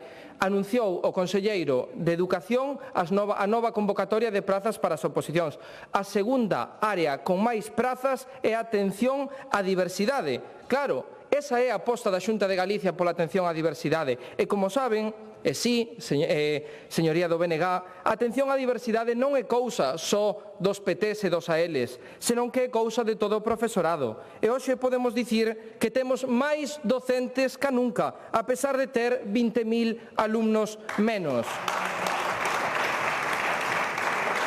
Din tamén que a inclusión non é real. Outra falsidade máis que nos ten acostumado o señor Bouza a dicir frases como estas que parece que soan ben ou que apoian o estudantado non serven nada se non existe rigor cos datos. Unha cousa é facer políticas educativas e outras moi distintas, e permítame que lle diga lamentables, é facer política coa educación, e máis aínda nun ámbito tan importante como é a inclusión. Para o Partido Popular e para a Xunta de Galicia, a inclusión si é unha prioridade. Non é casualidade que sexamos a comunidade máis inclusiva de España, con 93,3%, ese dato que tanto lle doe. pero é o dato real, mentres que a media española é do 85,2. Aquí xa sei que vostede di, e tamén o dixo agora a voceira do BNG, que iso non demostra nada máis que o alumnado pois está nas aulas, non está atendido, pero a realidade é que si o están. E iso a que é posible? É grazas ao número de docentes que hai no sistema educativo galego. Grazas tamén ás políticas pioneiras da Xunta, como a ponderación por 2 ou por 3, segundo as necesidades do alumnado, cousa que non pasa noutra comunidade de España, e tampouco é casualidade a gran capacidade de detección do noso sistema educativo, que acadamos o 5% fronte ao 3,6% estatal. Nin é casualidade que teñamos un dos maiores rateos de alumnos por profesor nos centros de educación especial, 3,3 fronte a 5,2 estatal. Outra falacia que reitera o PSOE e que por iso non deixa de ser falsa, que a Xunta de Galicia non actualiza os catálogos. Como xa se apuntou en diversas ocasións, os catálogos foron feitos polo BNG e polo Partido Socialista no bipartito, cando había máis alumnos e había menos profesores. Claro, dicir, aínda así, para que o PSOE, a ver se entera dunha vez, pois hoxe temos preto de 700 profesionais de PTs e AL por riba do catálogo. A día de hoxe non hai unha soa medida concreta con rigor por parte do Goberno central en materia educativa. Todas as que están en marcha son postas pola Xunta de Galicia e polos gobernos autonómicos. E por parte do BNG, que vou dicir? Miren, señorías do BNG, eu sei que lles dá risa cando lle dicimos que non son os do non ou que están a orde da UPG, pero que a realidade é esa. Tanto BNG como a CIGA están baixo o mesmo mando. Acordos asinados con todos os sindicatos para reducir as ratios, eso sí, salvo a CIGA. Acábase de asinar un acordo con todos os sindicatos para reducir as horas lectivas de mestres de bacharelato. Quen non estaba na firma? A CIGA. E seguen co mantra da privatización, cando foi o goberno do bipartito que acadou máis concertos con ensinanza privada. Claro, é que chegan aquí, queren enganar a todos os pais, as nais, ao alumnado, pero xa non lle cree ninguén, por eso vostedes están aí sentados e nos estamos aquí. Esa é a diferenza. E para finalizar, señorías, ante as súas mentiras, ante o lugar no que poñen a educación galega e ante o pouco que a defenden, como deputado do Partido Popular, como galego, pero sobre todo como mestre, teño que dicir alto e claro que estou orgulloso do noso sistema educativo, gratuito dende os 0 anos ata a universidade, orgulloso dos nosos docentes, orgulloso do noso alumnado e, sí, orgulloso das políticas educativas que fai a Xunta de Galicia. Moitas grazas. Gracias.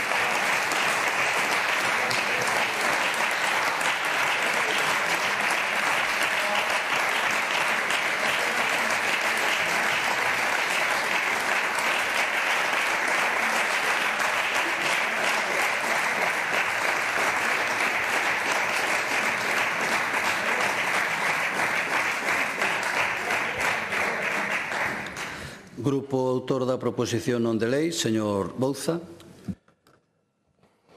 Mire, señor Santamaría, de mestre a mestre.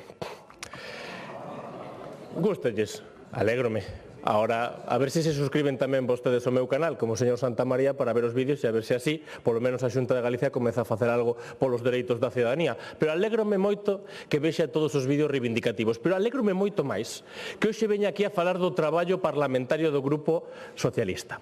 Sabes por que me alegro?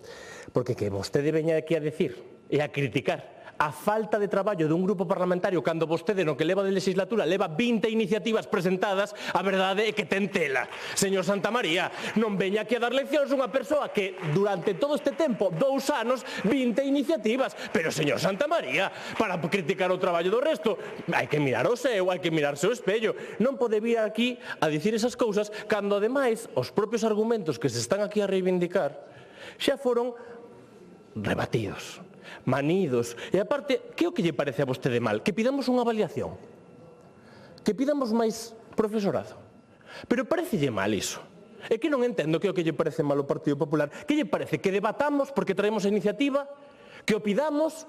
que reivindiquemos o que piden as familias. Eu tamén estou moi orgulloso de todo o profesorado que fai o seu traballo en Galicia. Do que non estou orgulloso é de todas as trabas que pon a Xunta de Galicia a todo ese profesorado que realmente non pode facer o seu traballo en condicións, a todo ese alumnado que non ten o profesorado que precisa, porque o 93% é de inclusión, non de integración. Anote, como vostede dicía, anote a diferencia: inclusión, integración. Repíto yo, inclusión, integración. Precisamos integrar a todo alumnado, non só incluílo, non só levar a un alumno con necesidades a un centro educativo. O que necesitamos é que se sinta integrado, que poda sentir que realmente sigue a docencia e que ademais o resto de compañeiros e compañeiras o podan acompañar. Iso é integración. Señor Santamaría, tome nota tamén do propio concepto. Creo que xa o dixemos moitas ocasións, pero como realmente aquí ningunha iniciativa vostede presentou en materia educativa, aínda que moito orgullo ten de educación, hoxe podemos debatir desta cuestión, porque o Partido Socialista o trouxo a debate. Sí, 2 meses despois, e o faremos a semana que ven, e a seguinte máis. Por qué? Porque estamos ao carón de todas esas persoas que sí precisan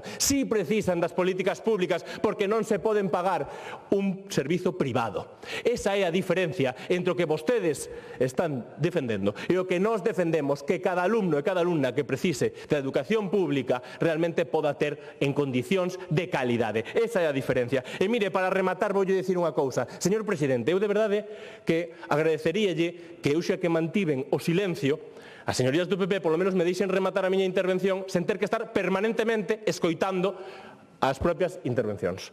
Porque despois interpelamos e aínda lle dará o turno de 3 minutos. Ben, remato. Dicía que vostede falaba de anuncios. Para anuncios os que fixo o señor Rueda. Donde están as desgravacións para todo o material escolar? Agora a Xunta de Galicia rectifica. Pero non nos vale con que o señor Rueda no día de onte diga: pois sí, nos equivocamos, vamos a intentar a ver como facemos para todas esas familias que se lles prometeu a desgravación de material escolar. Dixo vostede hoxe non dixo nada. Está orgulloso desa medida do Partido Popular que se lle ocultou a todas as familias que non podían pagar en efectivo e que agora non van a poder facer esa desgravación fiscal. Que ten vostede que decir a iso? A día de hoxe, o señor Rueda o que ten que facer é menos anuncios e máis compromisos con todas esas familias, que o que necesitan é que as políticas públicas sexan reais e non soamente un anuncio dun día do debate de Estado de Autonomía ou dunha rolda de prensa despois dun Consello da Xunta. Gracias, presidente. Gracias. Pouco ruído aí, Eu escoitei pouco ruído, pero bueno, o mellor é un problema do oído tamén.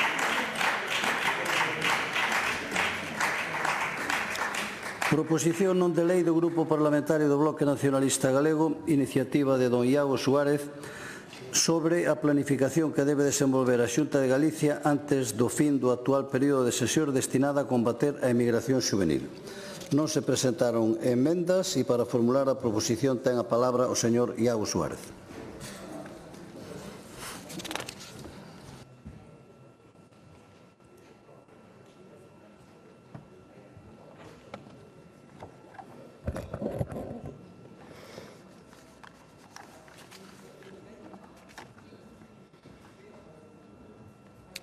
Ben, moitas grazas, presidente. Moi boa tarde. Como xa estamos acabando esta sesión plenaria neste día martes e xa estamos a altas horas da tarde, gustaríame comezar unha intervención sobre un tema tremendamente importante como é o da emigración xuvenil e da emigración en termos xerais, pois dunha maneira un pouco máis amena do que se adoita facer neste Parlamento, contándolles unha historia familiar da cal pois eu como persoa, como mozo, pois me sinto moi orgulloso.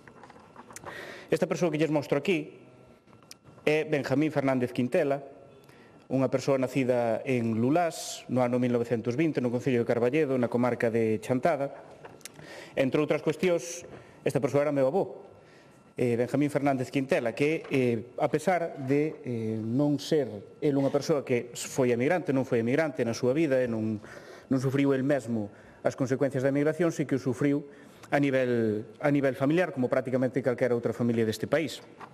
Sufriuno con esta persoa, María Quintela Rodríguez, a súa nai, a miña bisaboa, que xa de adulta e con 8 fillos tivo que verse forzada a emigrar, a deixar a súa terra, o seu país, a súa familia, os seus 8 fillos, para viaxar a facer unha nova vida a Buenos Aires, a Argentina, onde se tivo que buscar como puido a vida de nodriza, non?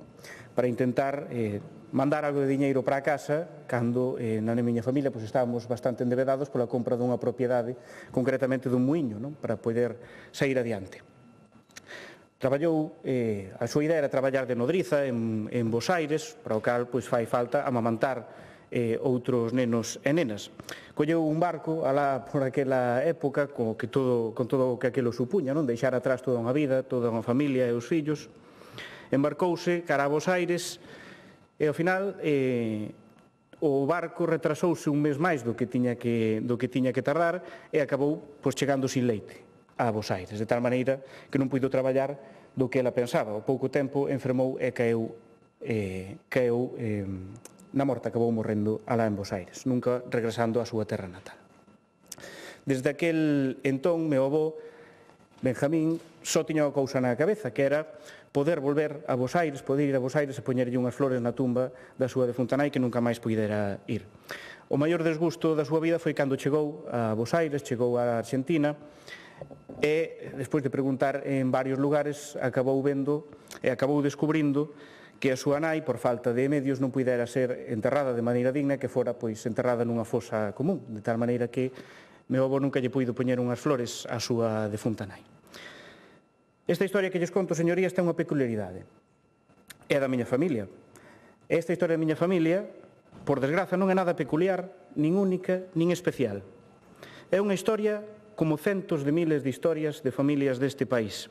A historia triste deste país, a historia de Galiza. Por iso, desde o BNG, nos volvemos traer aquí esta reivindicación, para que nunca máis, un mozo, unha moza, un galego, teña que facer as maletas e marchar deste país contra a súa vontade.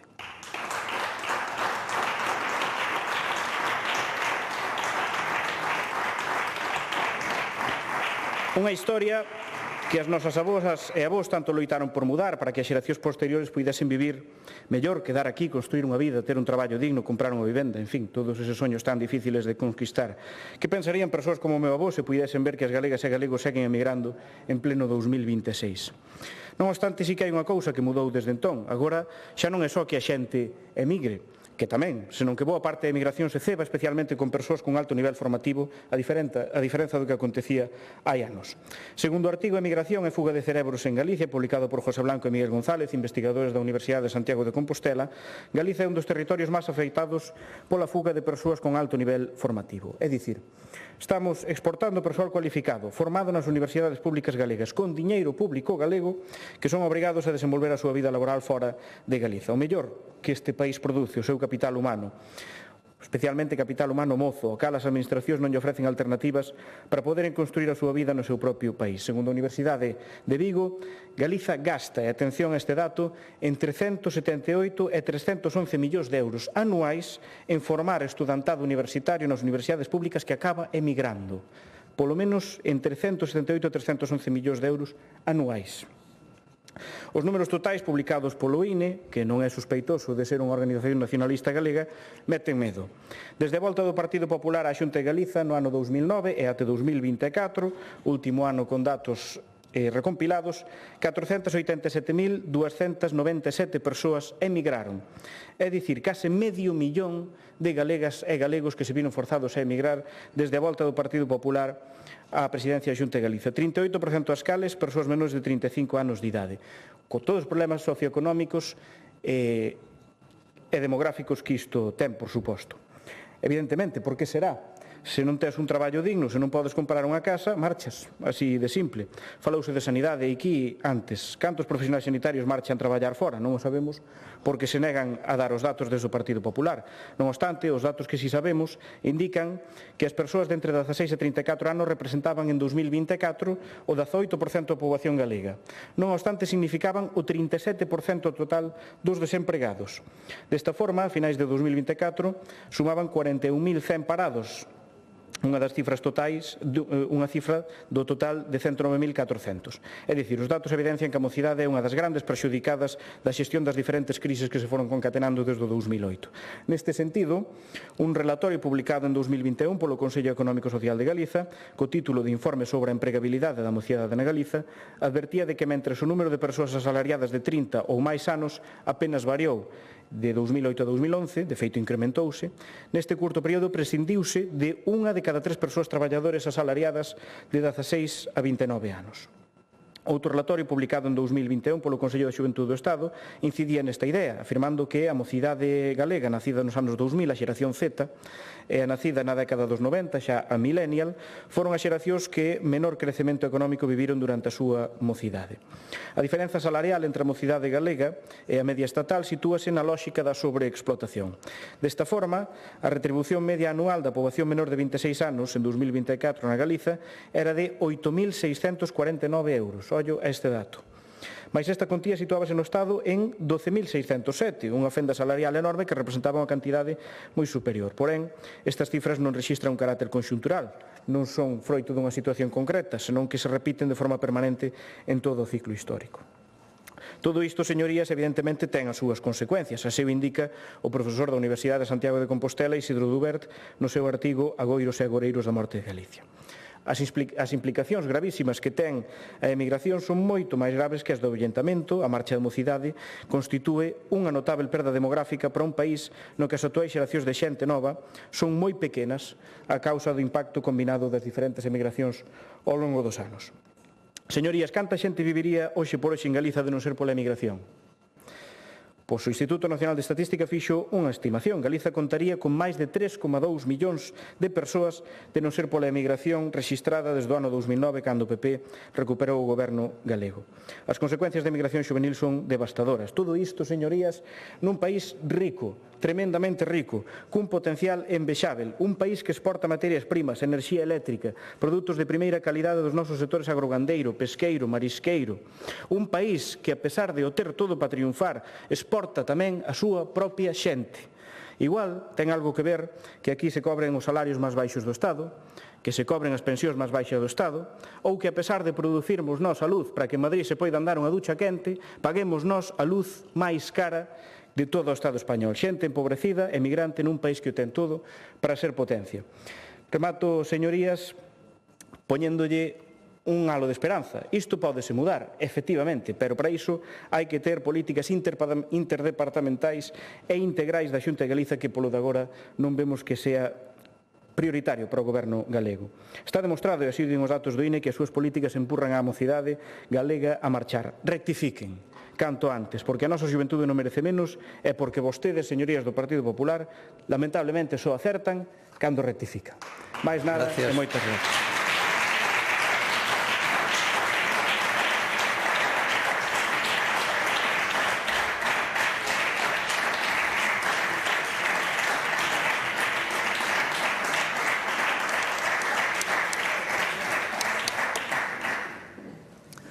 Grupo Parlamentario Socialista, señora Longueira.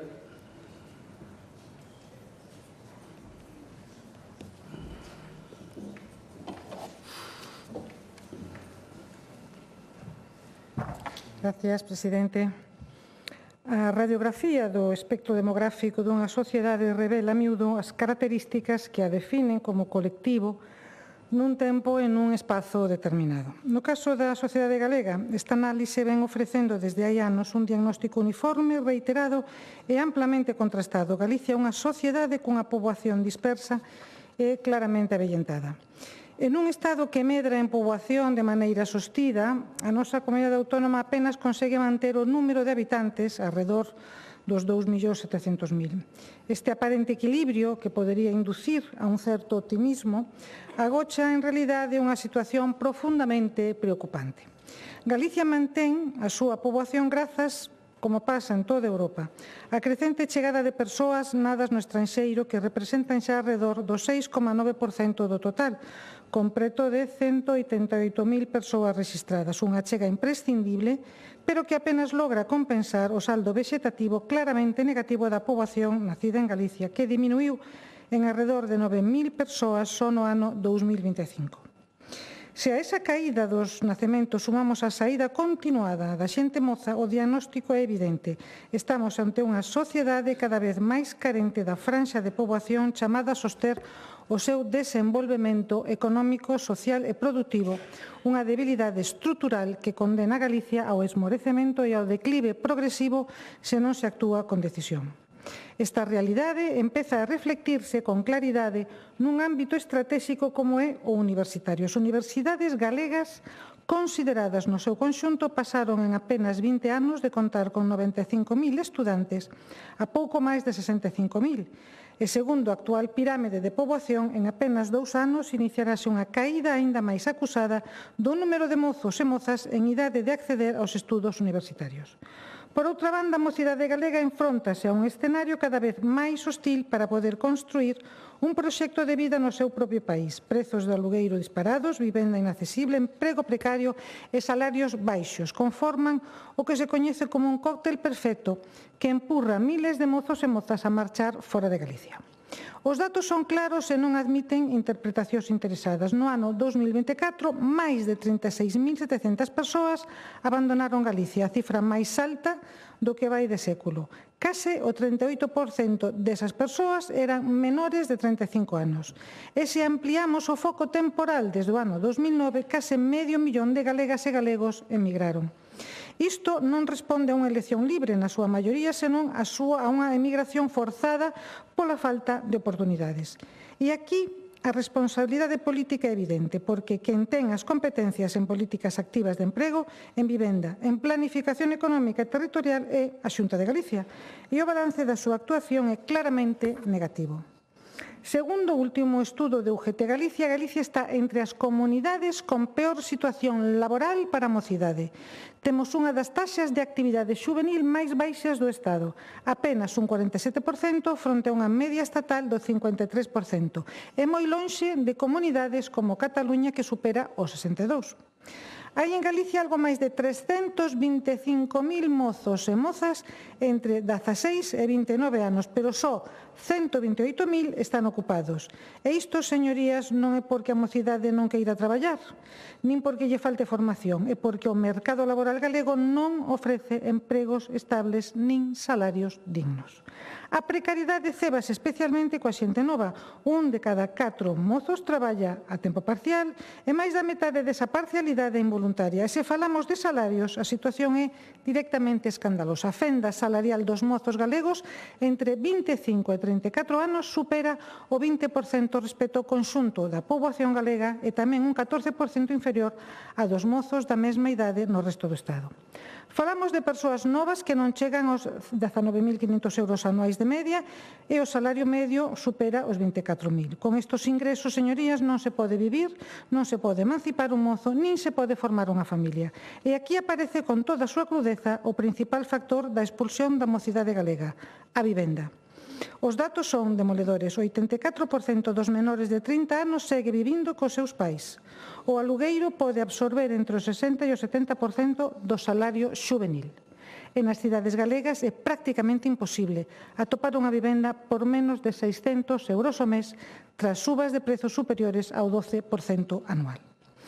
E que fai a Xunta de Galicia fronte a isto? Pois mirar para outro lado, limitarse a bonos puntuais, medidas propagandísticas e anuncios sen impacto real, mentre renuncia a intervir no mercado, a aumentar o parque público de vivenda e a mobilizar a vivenda baleira. A mocidade galega non precisa parches nin titulares, precisa evidentemente políticas estruturais e por iso, desde o noso grupo, levamos tempo reclamando un plan integral de emprego xuvenil baseado nunha diagnose real do mercado laboral mozo, algo que a Xunta segue sen facer e non se pode gobernar a golpe de programas deslavazados sen avaliación nin coordinación entre consellerías. E porque as consecuencias desta inacción son gravísimas. Xa no ano 2020 o Foro Económico de Galicia advertía de que a fuga de talento lle custa a Galicia ao redor de 300 millóns de euros ao ano. Pero non só iso, estimaban tamén que este proceso migratorio provoca 1.500 nacementos menos cada ano, que supón un 10% menos dos nacementos anuais en Galicia. Este fenómeno ten tamén un impacto directo no tecido empresarial, porque son os mozos os que, con maior nivel formativo, os que teñen máis predisposición a emprender, a innovar e a crear actividade económica. E mentres moitas empresas din ter dificultades para atopar man de obra cualificada, Galicia continúa perdendo capital humano formado aquí. Os datos de migración universitaria son especialmente elocuentes. No 23 marcharon de Galicia máis do dobre de titulados universitarios dos que chegaron con contrato de traballo. Máis de 7.600 persoas formadas no noso sistema educativo tiveron que buscar oportunidades fora fronte a apenas 3.500 que viñeron. E logo sorpréndense de que falte talento, de que falten emprendedores ou de que a economía galega non dea o salto que precisa. E non, isto non se resolve atacando o salario mínimo nin opoñéndose á reducción da xornada laboral.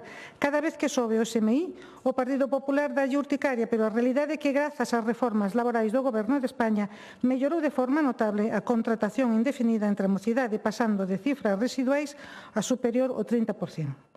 O que demostra todos estes datos é claro, as políticas da Xunta en materia de emprego, vivenda e mocidade foron claramente insuficientes e non conseguiron frear nin a precariedade nin a emigración xuvenil. Reter talento é cuestión de dereitos, salarios dignos, vivenda accesible e expectativas reais de futuro.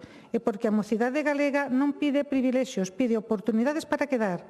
E por todo eso, imos aprobar esta PNP que esperemos que en algún momento das nosas vidas teña efecto e seña positiva para todos nós. Moitas gracias. Gracias.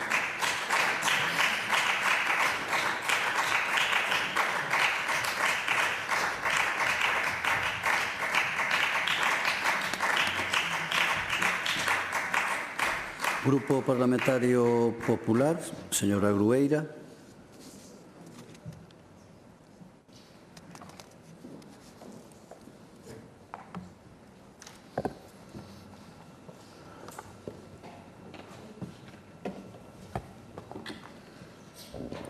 Grazas, presidente.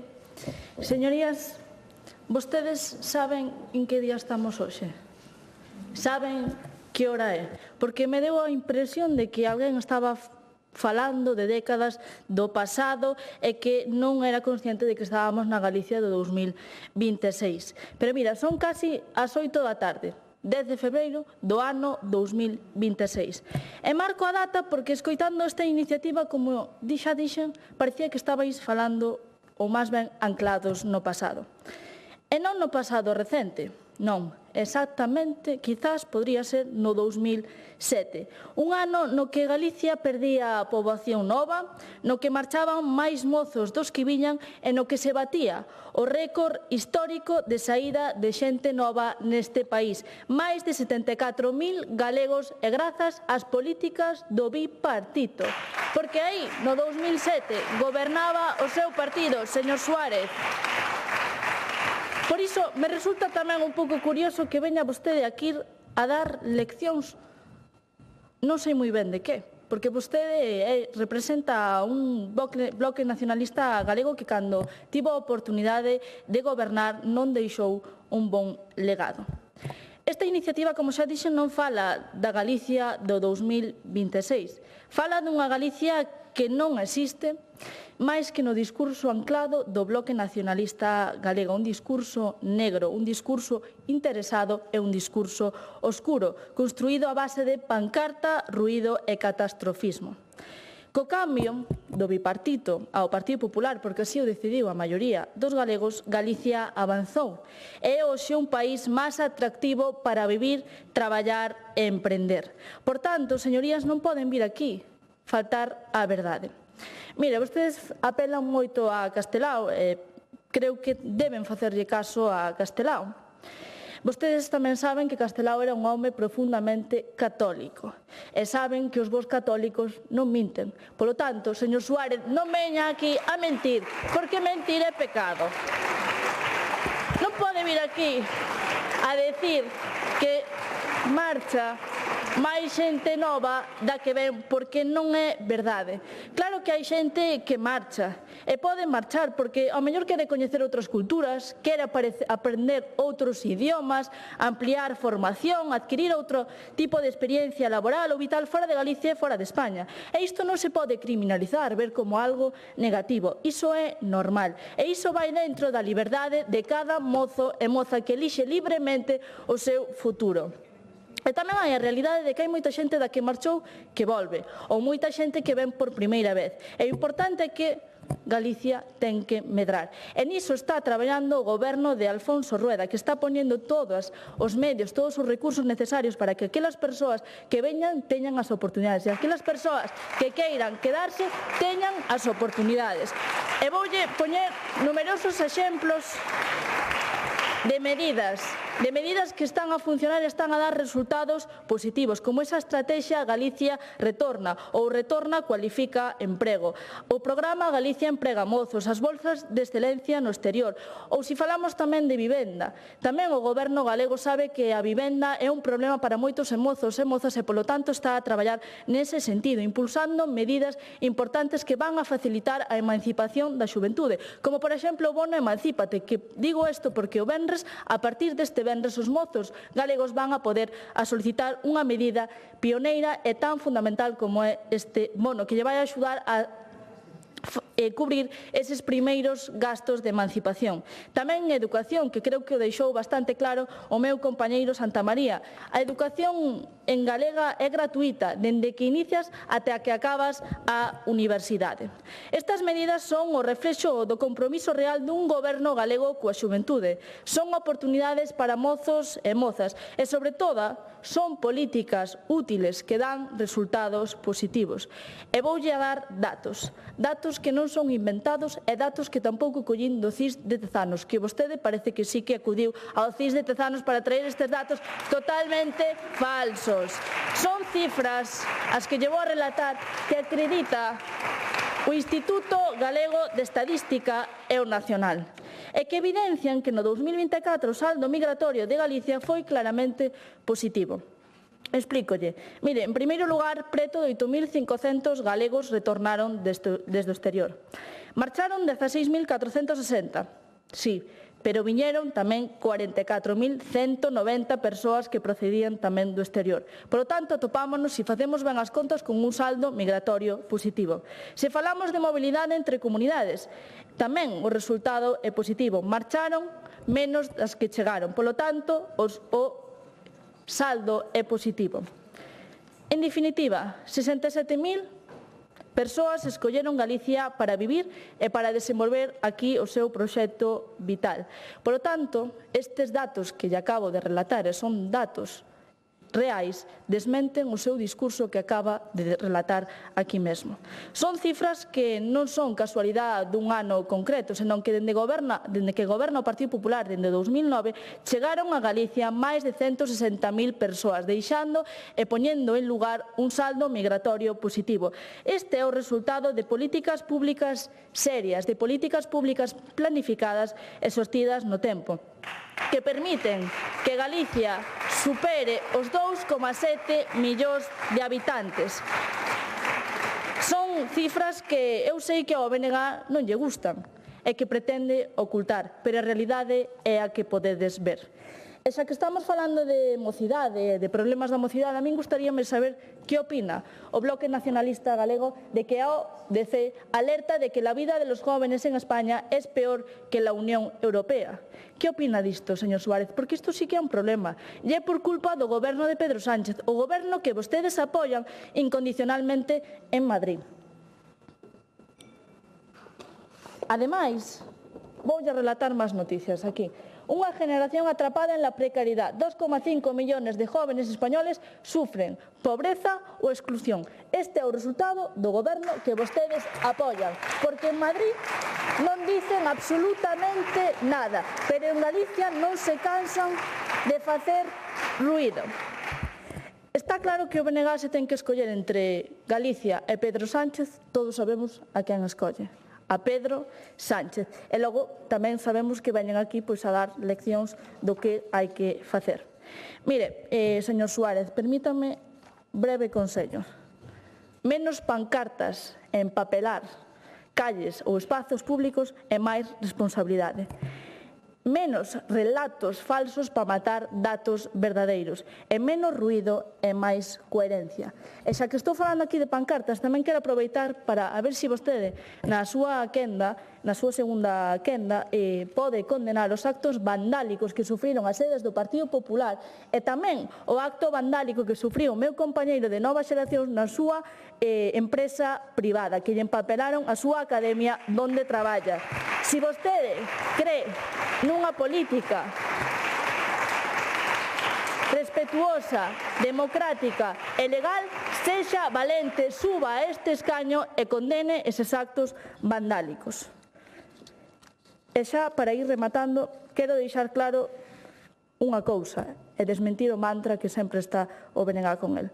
Galicia non expulsa a súa xuventude. Galicia coida e goberna o seu futuro. É nesa senda na que estamos traballando o Partido Popular. E vamos a seguir traballando, por moito que a vostedes lles pese. Moitas gracias. Gracias.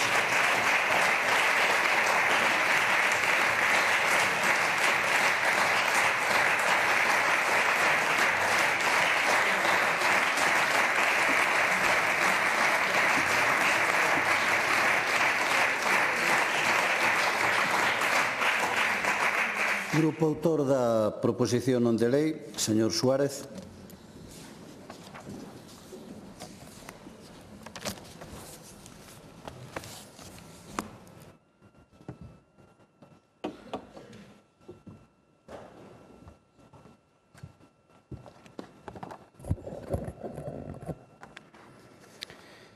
Moitas grazas, presidente. Vamos a ver. Díxome a señora Grueira que eu estou anclado no pasado por contar unha historia familiar, entendo, non? Non? Estou anclado no pasado polos datos, non? Estou anclado no pasado, dixo a señora Grueira, e inmediatamente falou do bipartito, cando ela prácticamente nin nacera. Iso non é estar anclado no pasado, estamos anclados no pasado os demais. Claro, sí, os datos. Pero se falou de datos do bipartito, iso non é estar anclado no pasado, se pasou no 2006, no 2009, que eu estaba vendo o Son Goku e estaba tomando o Colacao, iso non son datos do pasado. Home, por favor, señores, eu non... silencio, por favor, hai que escoitar a xente cun pouco de respeto, Tranquilos. Pero vamos a ver, pero estén en silencio, escoiten esa intervención dos demais, ainda por riba poñese nas patas detrás, pero é que está increíble. Calma, está impresionante. Estamos rematando, por favor. Os católicos non interrompen. Pouco de respeto, silencio. A quen está no uso da palabra. Claro. Silencio. Veña, adiante. Non lles gusta respetar a quen está no uso da palabra, presidente, ese é o problema, que ás veces non respetan nin a vostede incluso, así que imagínese. Bueno, non se preocupe por mí, usted preocúpese por usted. Por mí non se preocupe, deixa, eso xa me encargo eu. Usted vai ao seu, Deféndase. Exactamente, tú non te preocupes do meu, vai ao teu. Moi honrosa institución esta. Vale, veña. Non coñece os datos de mentiras ditas por católicos, igual o señor Ferro nos pode aí mostrar algo de luz a respecto de se os católicos minten ou non. Eu creo que hai máis dun católico que sí que minte. En fin, señora Grueira, vostede como cree que lle podemos poñer freo a isto? Porque está claro que vostede recoñeceu que os galegos e galegas, especialmente os mozos, emigran. Sí que é certo que siga emigrando xente, non? Nun país rico. Entón, como cree que lle podemos poñer solución a isto? A base de bonos? A golpe de bonos? Ou a golpe de políticas integrais interdepartamentais que realmente visen mellorar a situación? Claro, despois díxome que se collín datos do CIS de Tezanos. Non, señora, collín datos do INE, que son dúas institucións diferentes. Datos do INE, díxome que eran datos falsos, os do INE, como se o INE fose, non sei, un instituto nacionalista galego. Para nada, son datos do INE que din que desde o 2009 ao ano 2024, que é o último ano con datos recompilados, 500.000 de galegas e galegos emigraron deste país, 500.000. Entón, non sei, se vostedes lles cae mal Tezanos, a mí tampouco é que me cae particularmente ben porque non o coñezo.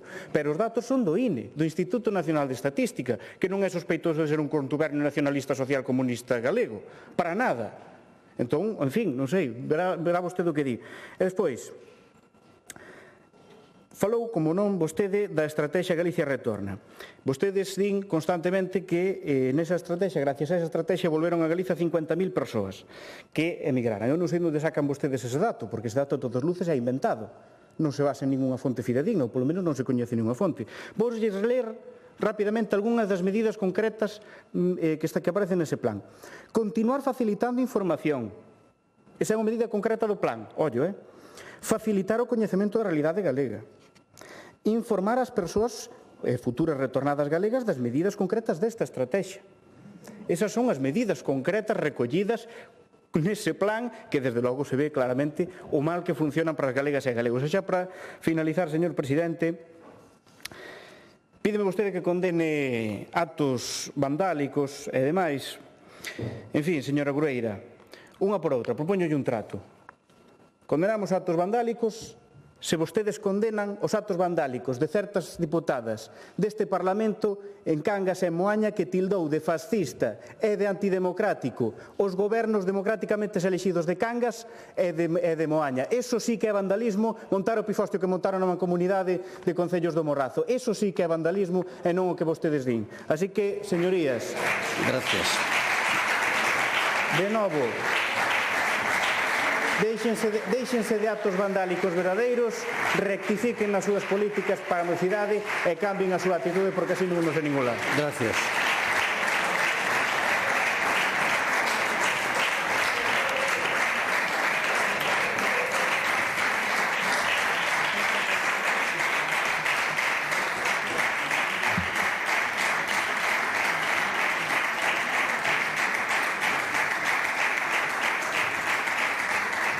Suspendemos a sesión ata mañá ás 10 da mañá. Boa noite xa.